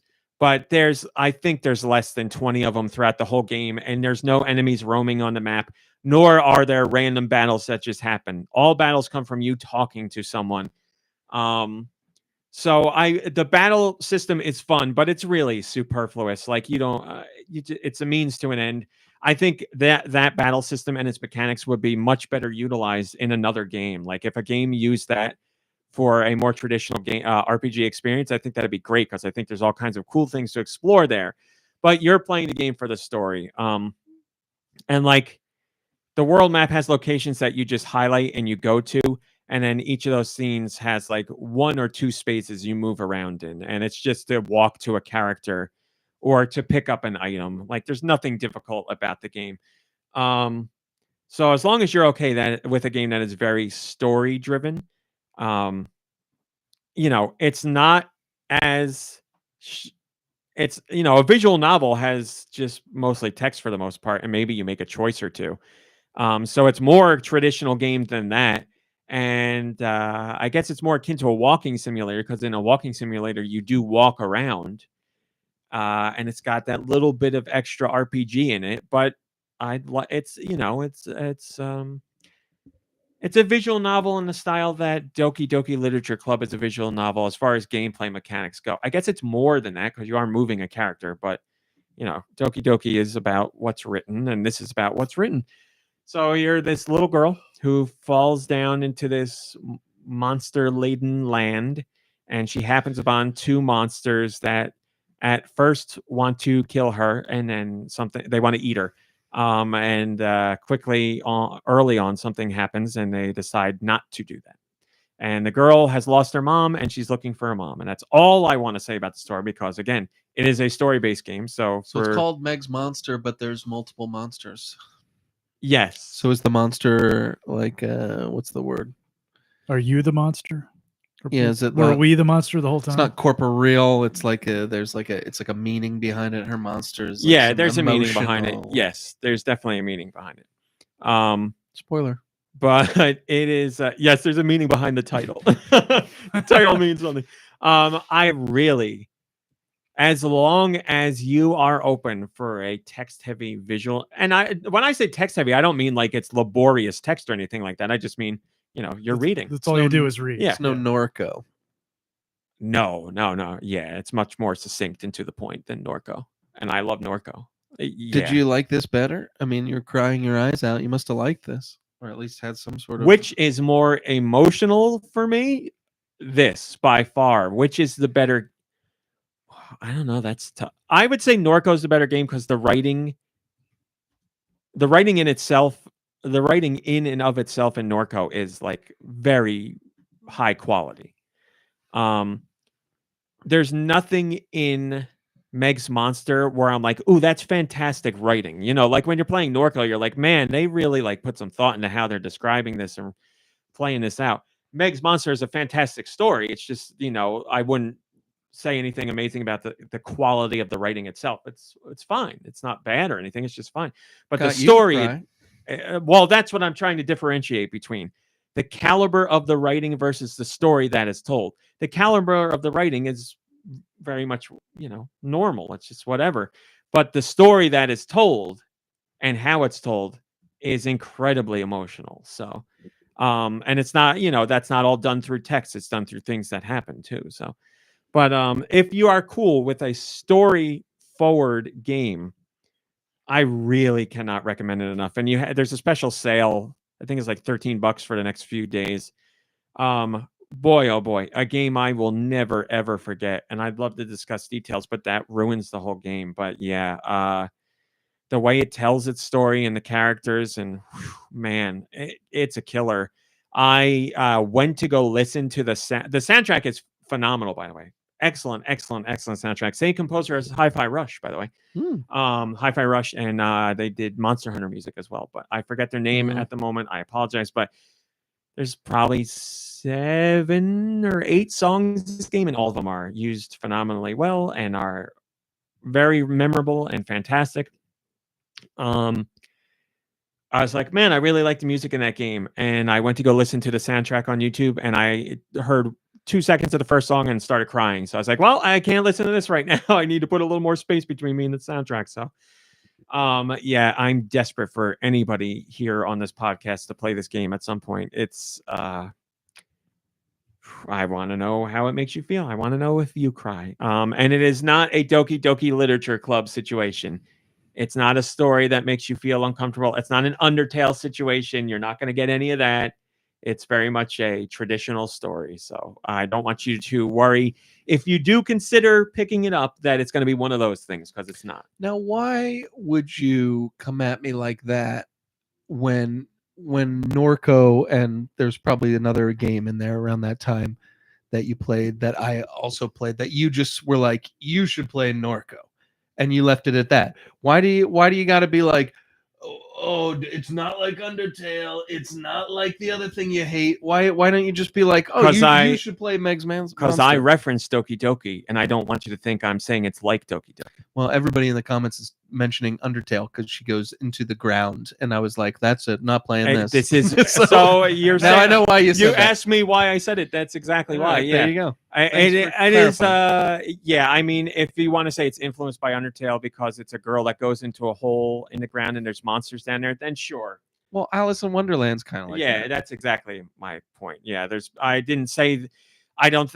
Was it influenced by Undertale? Potentially, I don't know. But yeah, the story of someone falling down a hole and meeting weird creatures isn't exactly an Undertale thing. It's been in literature for years. So, but yes, I was because I mentioned Doki Doki. I wanted to be very clear. It That does it's not not play that like, good. is not like in any way, shape, or form that game, other than there being text. So I'll yeah. cry from sadness You and won't- not from no feeling like existential yeah, crisis or gotcha. misunderstanding of what's going on. Good. Yes, it's very clear what happens. There's no open-endedness here. You will completely 100% understand the entire story start to finish. So my only complaint about the game is there's one character that's a little too one note for me, a little too tropish, but it's a very minor thing for me. Didn't ruin the story at all. I just wish that character was handled a little more deftly. But yeah, cannot recommend this game enough. Really, really fantastic. I mean, if you're looking for an emotional experience, I can't think of any other game to give you one more than this. So, none that I've played anyway, and I cry at a lot of stuff. I don't but know if I want that kind of emotion coming at me. It sounds pretty strong. Is it going to be It like is. My Girl 2? Well, I think of it like great. Well, I don't know. Yes, all I can say is I'm incredibly happy that I had the experience. And yeah, I don't really play games again, so I can't comment on that. But it is something I'm like, man, it's just, it's very well done and it's very emotional. It's Is anyone talking about this? Are people excited about this? Probably not, right? Do people get excited about these types of games anymore? In general, are you saying? Because I've seen people on the site saying they're interested in it before I posted my review, but in general, I've seen a little buzz about it, and there's been some reviews, and all the reviews are very high. So good. People, is the greater public talking about it? Probably not, but like, they talked about Undertale because it's so genre breaking and so unique, and they talk about Doki Doki for the same reason. This isn't genre bending or unique, but it is a very emotional, well told emotional story. So I don't know. The people that are playing it are reviewing it really well, and that goes for. I'm not talking about critics, like regular people. Like the Steam rating is very high.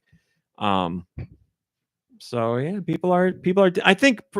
Let's put it this way: you're not going to jump into this game randomly. If you know of it, then you know what you're getting into. So I don't see how you could be disappointed with it because you're probably getting what you're expecting, but to a much greater degree than you expected. So, Meg's Monster, check it out. I have a box of tissues. I went through multiple tissues, so it was a rough one, man. It was really rough. I could feel the strain on my face from trying to fight back even more tears than were already coming out. But just certain things the game does, you're like, oh, don't do it like this. Why you gotta do it like this? Doesn't sound appealing. hurts. Yeah, no, thank you. You're not gonna play? No, I'm not signing up for that willingly. I don't have what it takes. I can only stuff so many emotions so far down What do for you so mean? long Why are you stuffing these down? that I can't Play them play it and no, experience no, them. No, I'm a stone cold. What You know is- what? You are saying this right now, and I've never heard something more gross from you. What the hell are you talking about? I just don't. I don't want to feel like that. That I'm still Well, getting that's- over The Last of Us. That's fine. That's fine. Ha- So, do you regret playing The Last of Us? No. Oh well, how convenient. I'm just saying, like that's not a scab I'm picking off anytime soon. The Last of Us scam? Yeah, like it's just. Yeah. Would you say it informed your life and made you think about things? But maybe Maybe. I'm not lying. Like you saying I'm stone cold and I don't deal with emotion is like very off-putting to me. It's not that I would like to be that way. I would like to not have to feel. I think what you're saying is you're not ready for it. That's yes. Yeah. That's fine. I get that. I get someone not wanting to play because it makes them sad, or they don't want to be sad. I get that too. My problem was with you saying I'm stone cold and I don't want to experience that. I don't think you're stone cold. I think you're quite the opposite, and you like to pretend you're stone cold. I would. Oh, prefer- hell yeah. I would prefer if I were. How about that? There you go. There you go. And I like you because you're not. Because I'm a big baby. Yes. I like people in touch with their emotions. That's true. Well, I mean, sometimes it's not a good thing. I like when. There's no. This is it. I don't have. I have a That's lot the of. best. That's what I like. I like Well, it gets me in trouble sometimes. pure people. Yeah. Oh, well, you're talking about other than being sad. I Yeah. got you. Okay. Yeah, I got you. Well, that's not the best, but it's you. I like it. Yeah, it's you. Sometimes you are stone cold in some regards. You're right. But we were thinking different perspectives. We were thinking differently there. So, well, that's what I played this week. So I cried a lot and I sucked at Fortnite and I went into another world in VR. Let's do questions. Send your questions to goninpod@gmail.com. Where? goninpod@gmail.com. They could be about Beep, beep. Nintendo, video games in general, or whatever the hell you want. Ridley Soria has the question, and they say, not a question, but another creative exercise. In the spirit of public domain horror movies such as Winnie the Pooh, Blood and Honey, I would like the crew to create an imaginary horror movie spin-off. The property doesn't have to be an actual public domain, so have fun. My idea is for a Jurassic Park spin-off starring Jeff Goldblum returning as the iconic Ian Malcolm. The film doesn't feature dinosaurs because who wants to see those? They're so 90s. Instead, Ian takes his daughter to Disneyland where they soon rue the day. He said, when Pirates of the Caribbean breaks down, the pirates don't eat the tourists. All right. Ian couldn't have been more wrong. The ride breaks down and the animatronics turn into flesh-eating Nice. monstrosities a la Five Nights at Freddy's. Along with this, his daughter and the random assortment of tourists who were on the same boat ride, Ian must escape the park. Work in progress title will be A Pirate's Death for You. Ooh. Nice. And then when that happens, he looks right at the camera and he's like, I hate being right all the time. Or whatever he says in the first. Public domain into horror. Public domain. Okay. I think like Ronald McDonald would be a good serial killer. Oh, definitely. He's a And it's clown. not like McDonald's is doing anything with him anymore. I think you could easily do a Little Nemo, because that's public domain now. Little Nemo horror movie where Freddy jumps yeah. in there. Little Nemo? Nice. A The crossover. Dream Master. Oh, okay. Did you see there's the movie? Well, there's the story Oh, wait, Little yeah, Nemo. and, like, There's the movie Little Nemo It's and the called video Little, game as Little well. Nemo, the Dream Master, and one of the Nightmare on Elm Street sequels is called The Dream Master. The Dream Master. That's right. Is it Master or is it Warrior? The Warrior. Well, there's the Dream Warriors, and then there's Oh, that's yeah. part 3. Oh, And that's yeah, part yeah, part yeah, 4 yeah. is the Dream Master. Okay. I'm pretty sure. Yeah, and plus I just love Little Nemo in general, so it seems like the perfect fit. Dreams, nightmares, Freddy, Little Nemo, they all go well together. Yeah. Man, I'm having trouble coming up with something. They said it doesn't have to be public domain Right, if you don't right. want. So if there's something you would like to see get horrified that isn't already horror related, you can share that as well. I share Little Nemo is all I got. I can't think of anything else. I will tell you, the Winnie the Pooh Blood and Honey has every right to exist, but I will tell you, I don't like it at all. Thank you. That I will applaud for. Did you- Thank you. And But your reasoning? Did you actually watch it? No, I wouldn't not watch it. I would watch it. Oh, okay. Just I think it's kind of gross to obviously play off of something that was popularized for children. Reach. Not even having to do with Disney, even though Disney Yeah. popularized it. I just think Well, it's kind of right, gross it's to not take Disney that like and Disney didn't do twist it into a violent horror thing. I think it's kind of gross. Yeah, they did that with the Banana Splits in Oh. a movie. a Well, they couple were years always ago. horror. I could see the California Raisins taking a horror See, turn. that's fine. Yeah, that you could definitely. Yeah, that makes sense. And it could be funny too. I could like see the it being Noid. You really can see with the funny. Noid too. He's a weird looking guy. He'd So be you're a saying killer. it's like early childhood, like anything Beatrix Potter, Like Winnie the Pooh is so pure, Yeah, and yeah. it'd be like like if they did it with Mr. Don't Rogers. Yeah, even that would be horrible. Like that's not that. Again, you can do it. You got every right to do it. I'm not saying don't do it or I am whatever. I'm just saying I personally find that distasteful. Sesame Street. Sesame Street, yeah. Muppets.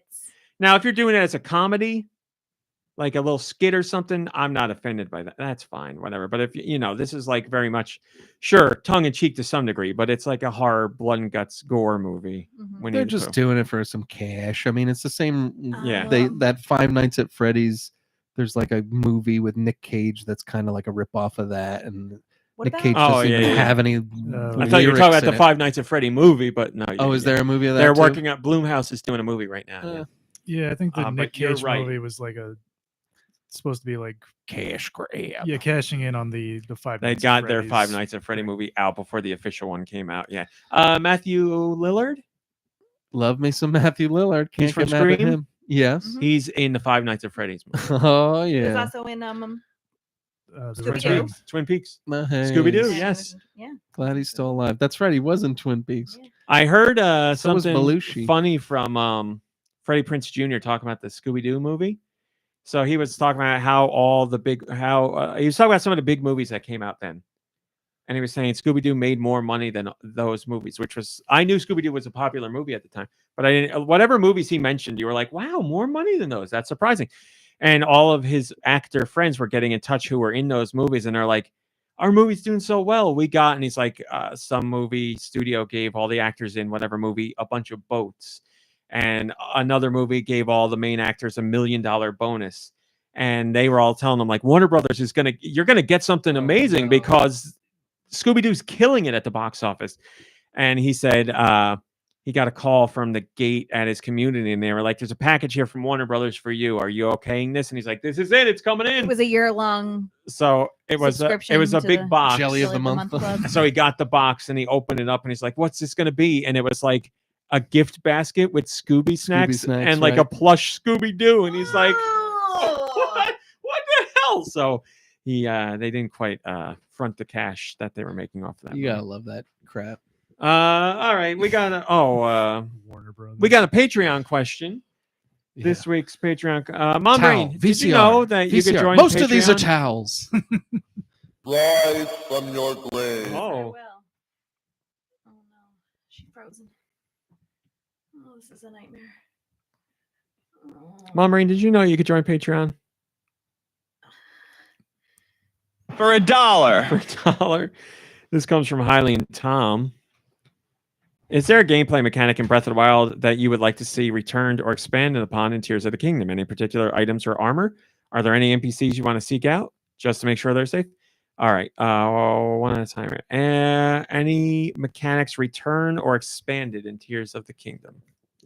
Well, we know shield surfing is returning, and they're expanding on it with rail grinding. We know there's more.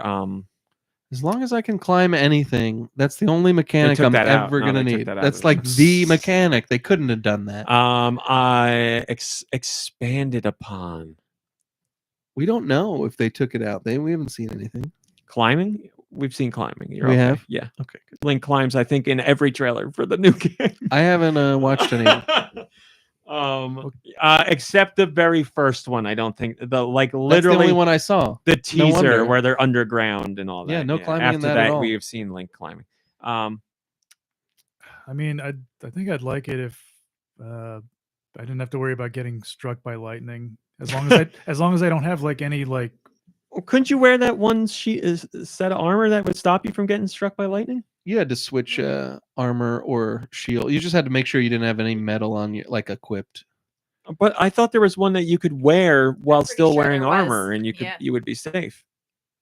I think when it comes to armor, you're safe. Maybe there's one suit of armor that gets struck by lightning, but I don't think it's the armor that does it. I think it's your shield. No, and but or that's your what I'm saying. sword. There's a suit of armor that you could wear that would make it so that you could have metal Oh. weapons and wouldn't get struck by lightning. Oh, maybe thought that's I true. could be wrong. think so too. I tell you what I want. I know I'm getting it. I want more shrines. Just give me more shrines. I love the shrines. I want more puzzle shrines. The That's all I Shrine of the want. Silver Monkey. Give me the Shrine of the Silver That'd Monkey. be Yeah, great. I love shrines. Seeing them off in the distance, going there, solving the puzzle. Love it. Love it. Yeah. More shrines. Yeah, I'd like it if the shrines. I don't know. More shrines. Yeah, I would like more shrines, but I would also like them to look. I don't know, a little less like bland visually. more different style shrines for Yeah. Kirby. He wants This guy would love the new episode of Mandalorian. Am I right? I like how you can needle me about everything, but I can't bring up blue helmets. You can. Yeah, I just don't understand what the diss was because, like, Shrines are all the same color, gunmetal. He wants a little variety, so maybe a blue one would be nice. You're talking about Mandalorian, all gunmetal. You specifically said guy gets a blue helmet, and you're like, I don't know about this. I don't know about it. I still don't know about it. But anyway, look, I never liked the Mandalorians anyway. So whatever. They don't have Racist. to. They don't have to be. No, religious. Yeah, I know. I hate Oh, their I'm religion. I joking, think I'm it's joking. stupid, and I think what the Mandalorian's doing is stupid. They kicked him out, and now he wants back in. Baby Yoda quit working with Luke to go around chasing religion. Anyways, They didn't kick him out. Indoctrinating Grogu. They didn't kick him out. He kicked himself out. And on the honor system, what they He tried kicked to himself. fight him? Didn't he have to kill one of them or something? It was a no, whole thing. he fought them. He she fought the doesn't big even guy wear in her the helmet. No, not her. Yeah, they There were was fighting them for there the was dark big saber guy, and then They there were was fighting the them for and the Smith. They were both fighting him when she kicked him out. Whatever. We're obviously watching a different show. Yes, we'll just say whatever. But anyway, yes, different designs for shrines. I got no problem with that. That'd be nice. Yeah. Different themes, maybe a nice lush theme in one of them, or I'm trying to think of themes that would make sense in there. Like they'd have to be more natural looking. Maybe some more water-based ones with more water aesthetic to them. Sure. Yeah, I'm down with that. Any other things you want to see return or expanded upon? I want Bolton Construction to come back. That's what I want. Yeah, I want that guy to be playable. That's what I want. I want Terrytown back. Any particular items or armor you would like to see return or be expanded upon? I want the Wind Waker blue lobster shirt. That is a nice shirt. I mean, I loved all the items in the last game, so I there's not any that I wouldn't want to see return. I hope the motorcycle comes back from the DLC. That was cool. You probably never played the DLC, did you? I did. I mean, I didn't ride the horse really either, so I'm not really down with the motorcycle. Well, that's why I liked the motorcycle, because I didn't ride horses either. I didn't really like the horses, but there was something about the motorcycle that was a lot more fulfilling than the horse was. There's just something I like about just setting out on foot and walking around and climbing over stuff to get to where I want to go. The horse side, We all love that more than the horse. I don't think so. Well, the horse people are wrong. Okay. What was the last thing? Any NPCs you want to see? Well, now we know you're NPC, so yeah. You know what I want in this game? Tingle. Of course. That'd be nice. Give me Tingle. Tingle would hang out with the Bolson construction crew famously, I think. Oh, famously is the perfect word. Yeah. There's your answers. Anything else, anybody? All right. I hope there's more like, you know how you get accosted on the road by like the Yiga clan or whatever? Yeah. I hope there's like more kind of like interaction, like things that come out of left field that you're not expecting, like just things that happen. Well, people are still finding stuff now in Breath of the Wild that we didn't even know about. So yeah, I'm sure this game will be chock full of the same stuff. And now we got the whole sky to explore. And I'm hoping underground. I don't know, but I'm hoping. I really want some sort of like cavern-esque place to explore. Well, we'll find out. They're not using the same world, are they? Like that's the whole it's point. It's like literally the exact same, like every hill and mountain and all that stuff. Things will be changed, but that land is the base. Yeah. Isn't this what you said months ago where you said you were worried about it? I'm sorry? Where I wasn't worried about it? No, you were worried about it. Didn't we already have this conversation? You were like, it's the same land and I'm worried, and it's a direct sequel. It does sound like things I would say, but I also kind of remember saying that I'm done being worried about. You did say what like Nintendo's doing with their so Zeldas. Now you're back being worried. Kinda. Ebb and flow. Yes, it is the same land, but if you want, you can go on YouTube and already look up the hours and hours worth of people comparing Breath of the Wild to Tears of the Kingdom to show you how the land has changed. So it's different. Yes, there are some locations that are exactly the same, left untouched, and others that are very different. So, and then again, none of that includes what's going on in the air. So We'll see. We will all find out together. I'm sure I'm gonna like it. Will it be too similar for you? I don't know, but will it be too similar for me? I don't know. Yeah, We'll find out that's together. the real question. Because if it's similar, then we're good. If it's not similar, or I'm good. If it's not similar, then I'm worried it's gonna be like, put on this mask and play a tune to go back 3 days. There's only time ticking away. I don't care. That's I don't care if the land is the exact. I wouldn't care if the land was exactly the same because I'm playing a Zelda game to see the new items, the new mechanics, and the new characters and the story. Like that's why I'm playing. Like now, if I was the type of person that painstakingly played Breath of the Wild for the last 6 years and like explored every area, I would go into the new one and probably be like, I don't know if I'd be like, this is the same, or sure is boring I could be around like that, here. or I would be like, I can't wait to see what's different. I could go either way, but yeah, because like I'll explore for the hell of it. Listen, just give me the shrines. I just want to do more shrines. That's all. They could give me a game that's nothing but shrines, and it's just like a gray room where I walk into the next shrine. I don't care. Give me the shrines. That's what I want. So I got nothing to worry about. But I'm very excited for the stuff in the air. I'm very excited for the new enemies I've seen. I really want to try out the new powers. What were they nuts called? and bolts. What were they called? What are the abilities called? Areolas. Yes. That's right. Wow, this is so stupid. Come on, Kirby, you remember things. What are Link's abilities called in that game? The things you know, like magnetism and Oh God, I don't all remember. those. Didn't realize they had names. I thought they did. Maybe I'm wrong. Blessings. What blessings does he have? Whatever. But yeah, I'm excited. I'm not worried at all. Whatever. Why the hell am I? Why would I be worried? First off, I'm so worried for this Zelda game to be bad. Yeah, that's happened. Could it happen? Sure, it could happen. But their track record's pretty good. So And your track record of liking things is really wide too. So Yes. even if it is a bad one, you still could like it. That was like a little I would say that was a Got dig him. at yourself. But sure, I'll take your arrows. That's unbelievable. fine. This guy. I hope it's not a bad one for you. That's You're what I'll rubber say. and I'm glue all the time. I don't know about that. music. You Thank you. hear it? You wanna hear it? Oh. Anasazi Beaver has the powers. They were circle bomb, square bomb, magnet shovel, pause button, and amiibo. That's what they were. There you go. Correct.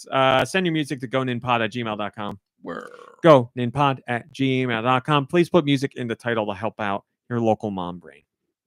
I appreciate that. First song of the night comes from Nico Darunia. What do you need? Nikki Hill, I read your text now. You are incorrect. No.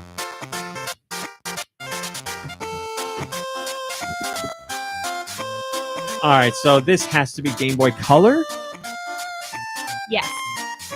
This has a sound of Game Boy Color I can recognize. And it's very good. So is it first party? It's first party. Yeah, okay. Let's go with Mario Golf. It's not. Okay, let's go Pokemon and get that out of the way. It is. Okay. Oh, God. Is it just a mainline Pokemon game? Pokemon Pinball. No. Pokemon, I don't remember the name of the games on Game Boy Color that are Pokemon. Is it a mainline Pokemon game or a spin-off? I think it's a spin-off because it's not like blank and blank. It blank would be a and blank. color, yeah. Oh my God, what? I did Pokemon Pinball. I'm trying to think of what other... Pokemon Trading Card game? Yeah. There we go. That's coming to Switch Online soon, and I'm Nico very Darunia excited to play sent us it. that, and I've never played it. it was Pokemon trading card game. Here comes a ditty from Guy Bones. I know this. What do I know this from?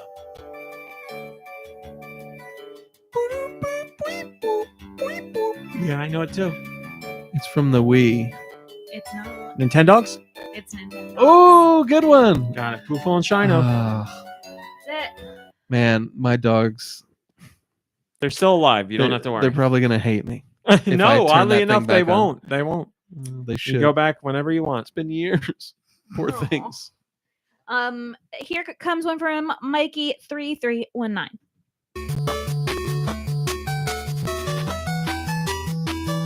NES.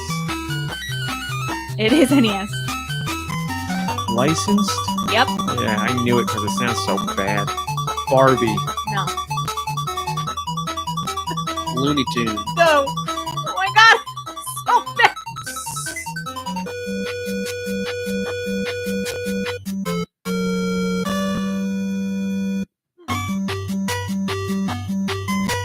Still around? Yeah. Popular? No. Garfield. No. Sorry. Felix. No. I don't know. Go ahead. Bill and Ted's excellent video game Oh, adventure. and it just got re-released. Can't wait. Okay, this one's from Ask Me.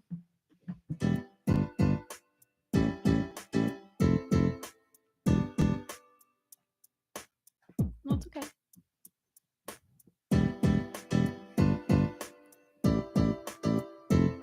What system? 3DS. It's the first party? Yes. Oh boy. Wario. No. Yoshi. No. Pokemon. Yes. Spin-off or mainline? Spin-off. Pokemon Mystery Dungeon. No. Detective Pikachu. Yes. One Was time, Detective Good work. Good Pikachu. work.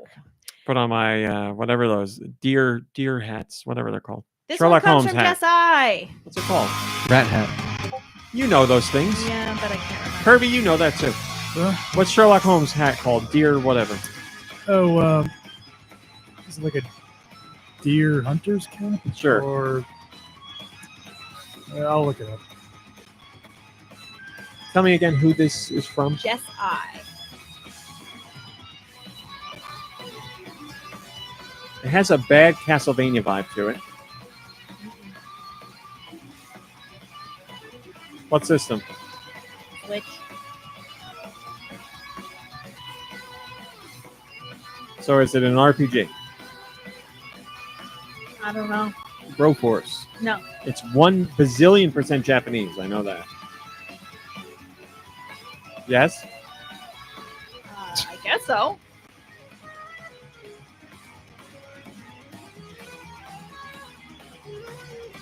I don't know. I don't know. Go ahead. We don't know. Was Trails of Cold Steel 3. RPG. Japanese. 1 And the billion last song percent. for this week comes to us 1 from billion%. You're right. Pretty Fro.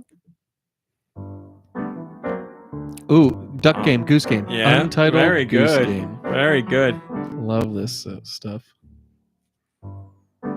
Oh my god. Mom Brain had a lot of great times playing that game. Oh my god. Who couldn't have a great time? Everything about this game was really delightful. Ugh. So good. And the music's great. It fits so great with it. It's like spontaneous, but it's got a little structure, but How not really. appropriate. Yeah, you would think like it'd be easy to do the soundtrack. Go ahead. We started with Debussy and we're ending with Debussy. But the guy that did the soundtrack like went through so many hours of his work and built a whole new audio system to have the music organically match up with what the goose is doing. Okay. Like it's incredible. That's He did cool. an ungodly amount of work. It feels great when you're playing it. and You can it's all actually happening. get like the album of all the like not stings, whatever they're called, of how he put the album together. It's really That's great stuff. pretty cool.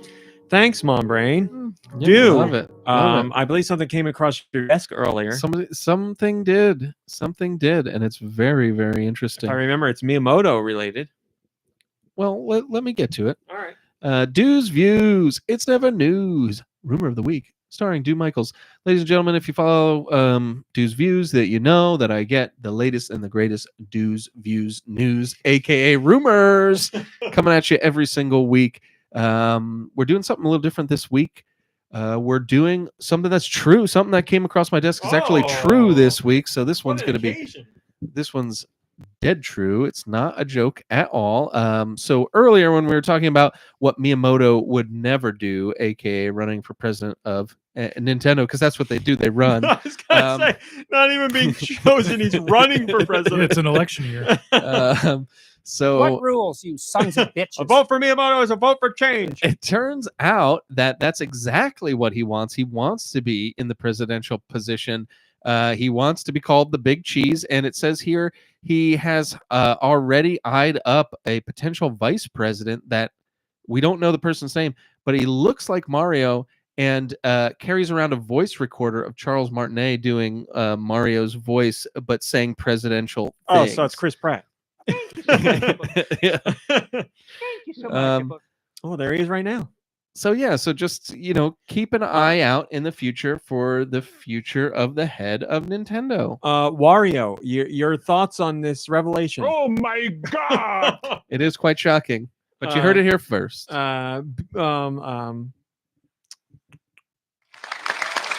Betty White, any thoughts on this? Oh my god! Thanks for that inside information, dude. We always appreciate it. Remember, It's you a heard it here pleasure. first. All right, everybody. That's our show. I got it. Oh, he got the nomination. There you go. He did it. I told you it was real. Thanks for watching. Thanks for listening. We'll see you next week. Goodbye, everybody. Goodbye. Bye, everybody. Goodbye. After show. Anybody got any pressing things before I? Not on pressing, but I heard that there's a Golden Girls RPG. Is that can't be real, right? It's probably just some Fan-made, fan thing. but yeah, it does exist. Yes. I knew we'd never get that on the Switch. Never get that in general. I mean, I can't even imagine that happening. And the rights in it, they're all dead. Like, I guess their Wouldn't that estates be could sign easier? off. What? If they're dead, we can just make a game about them. They told me before they died. They said yes. They're public domain. B. Arthur's final words were, "I want to be in a video game." Down. That's going down. Nope. There was something I forget. Yeah, I almost played that, but I didn't play it. But Were you I going to would. talk about Demon Slayer or? No, I will say that yesterday when you talked to me about it, you seemed a little more enthusiastic, which is why I thought it would be a fun topic for the podcast today. But you didn't seem too enthusiastic, so I apologize. I wasn't I'm not like, oh my god, put everything on pause. But when are you? Twin Peaks. Not true. Even for that, you were very excited and you're really into it, but you weren't like maybe young and restless. Remember when Julie and I sequestered ourselves in the other room because people were here and we were like, we can't be bothered? I do remember that. B. Arthur's scowl is a powerful weapon. It's true. It's true. She did it so hard she killed herself. She's my teacher inspiration. What was I gonna say? Oh, you and Nikki Hill felt the dialogue in Poker Face was bad. I'd love to hear why. Not to counterpoint it, just because I. I don't have any example. There was just a few things that I was just like, oh, that's awkward. I bet Ryan Johnson wanted that line in there. I mean, that's basically all I thought. It wasn't a big deal. Anything you can recall that stands out or nothing? Not a thing. If Mom Brain continues to watch that show, when she gets to that episode, I will rewatch for dialogue. But this is the thing you and Nikki Hill have said about Ryan Johnson in general that I haven't noticed. So it's, I don't know if I'll pick up on it. I thought you noticed when we watched that Edward Norton movie. What Ed Norton movie? Glass Onion. I thought you noticed the bad dialogue. I don't remember any bad dialogue. I just remember not liking the story. Yeah. No, it's fine. It's see, like he does have a younger. No, I know. Again, this is just I like dissecting and talking about the stuff that we watch or play. He's got a younger approach to his dialogue. I know that. Okay, I'm sorry. It's actually called a Deer Stalker cat. Deer Stalker. Ooh. That's it. Sounds way creepier than it looks. Deer Stalker. Please let us know. Oh wait, wedding. What? Who's got a wedding? Who's getting married? Oh God. Please let us know how your wedding goes. It sounds amazing. What did I miss? No weddings. Nikki Hill is texting me. He says, "I like Joseph Gordon-Levitt, but he is the exact same character as Ed Norton." Oh, they got money. Yeah, I don't know. I thought it was pretty good. Yeah, I don't see that, but they do both have money. But yes, if I was going to say if we watch them if Mommy gets to that episode, I will rewatch with her for the dialogue to take note. But yeah, I'm just very excited for the next episode because I want to see what happens. I love that Natasha Lyonne, man.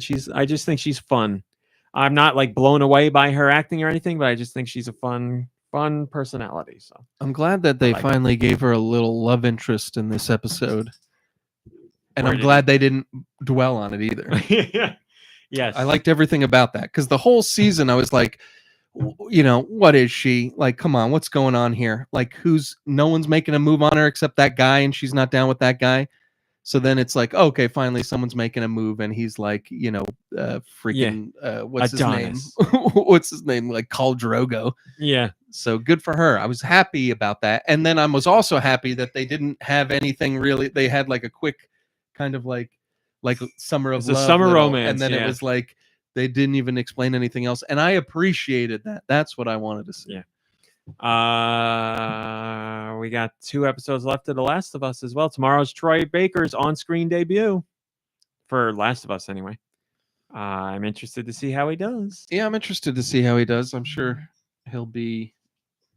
I mean, he's got to be pretty good, right? Like he's a great voice actor. imagine he's good, yeah. You think that he could be a good actor? Nikhil says there's no finesse with the exposition. Okay. Well, he's really, really critical of this show, whereas I could be on his page, but I'm looking at it like Columbo or Murder, She Wrote, where like the stakes for me in this show are so low, thankfully, that I'm not analyzing every colorful helmet that comes in the screen. You know what I mean? Like I can just watch it and be like, it's fine, it's good. I didn't see that coming. Thank goodness. Like that was kind of interesting. Yeah. Like that's the kind of stuff that I've been appreciating about the show. Cause like the first 2 episodes, you know who killed who, what happened. They like lay it out for you and it's still good. But it's kind of like, is the whole season going to be exactly like this? And they like change it up enough with the formula where it's certainly like Columbo at the core, but they but play with it a you lot. You don't always know everything about it. And the one thing I thought I was not going to like, because the first couple episodes it happens where like they show what happens and then they show you like how she was there the whole time and you didn't even know. And like the first 2 episodes, I was like, I'm going to hate this. And like now I actually like it. Now I watch the first like 10 minutes and I'm like, where's she going to be? Like, I'm like, where's she popping up? Yeah. So like, I've been enjoying that. In this episode, when you see the accident that happens, I was like, is that person who I think it is? And I just like that, how that all played out. Me too. Little roller coaster in the first half of the episode. Yeah, I agree. Yeah, it's not a show aimed at fine writing or super sophisticated anything. It's just a fun mystery of the week kind of thing, and I don't think we really get that on TV anymore. And it wears its heart on its sleeve, and it's clearly inspired by the classics, like you said, Columbo and Murder, She Wrote, and I'm down. Not everything's got to be a giant epic with lore and all that. And all that's great. I love that too. But I also like when things are just like we're doing something a little goofy, silly, and here it is, and just roll with it. So I'm down. Kirby, we will have to get you on Peacock so you could share your opinion on it. Okay.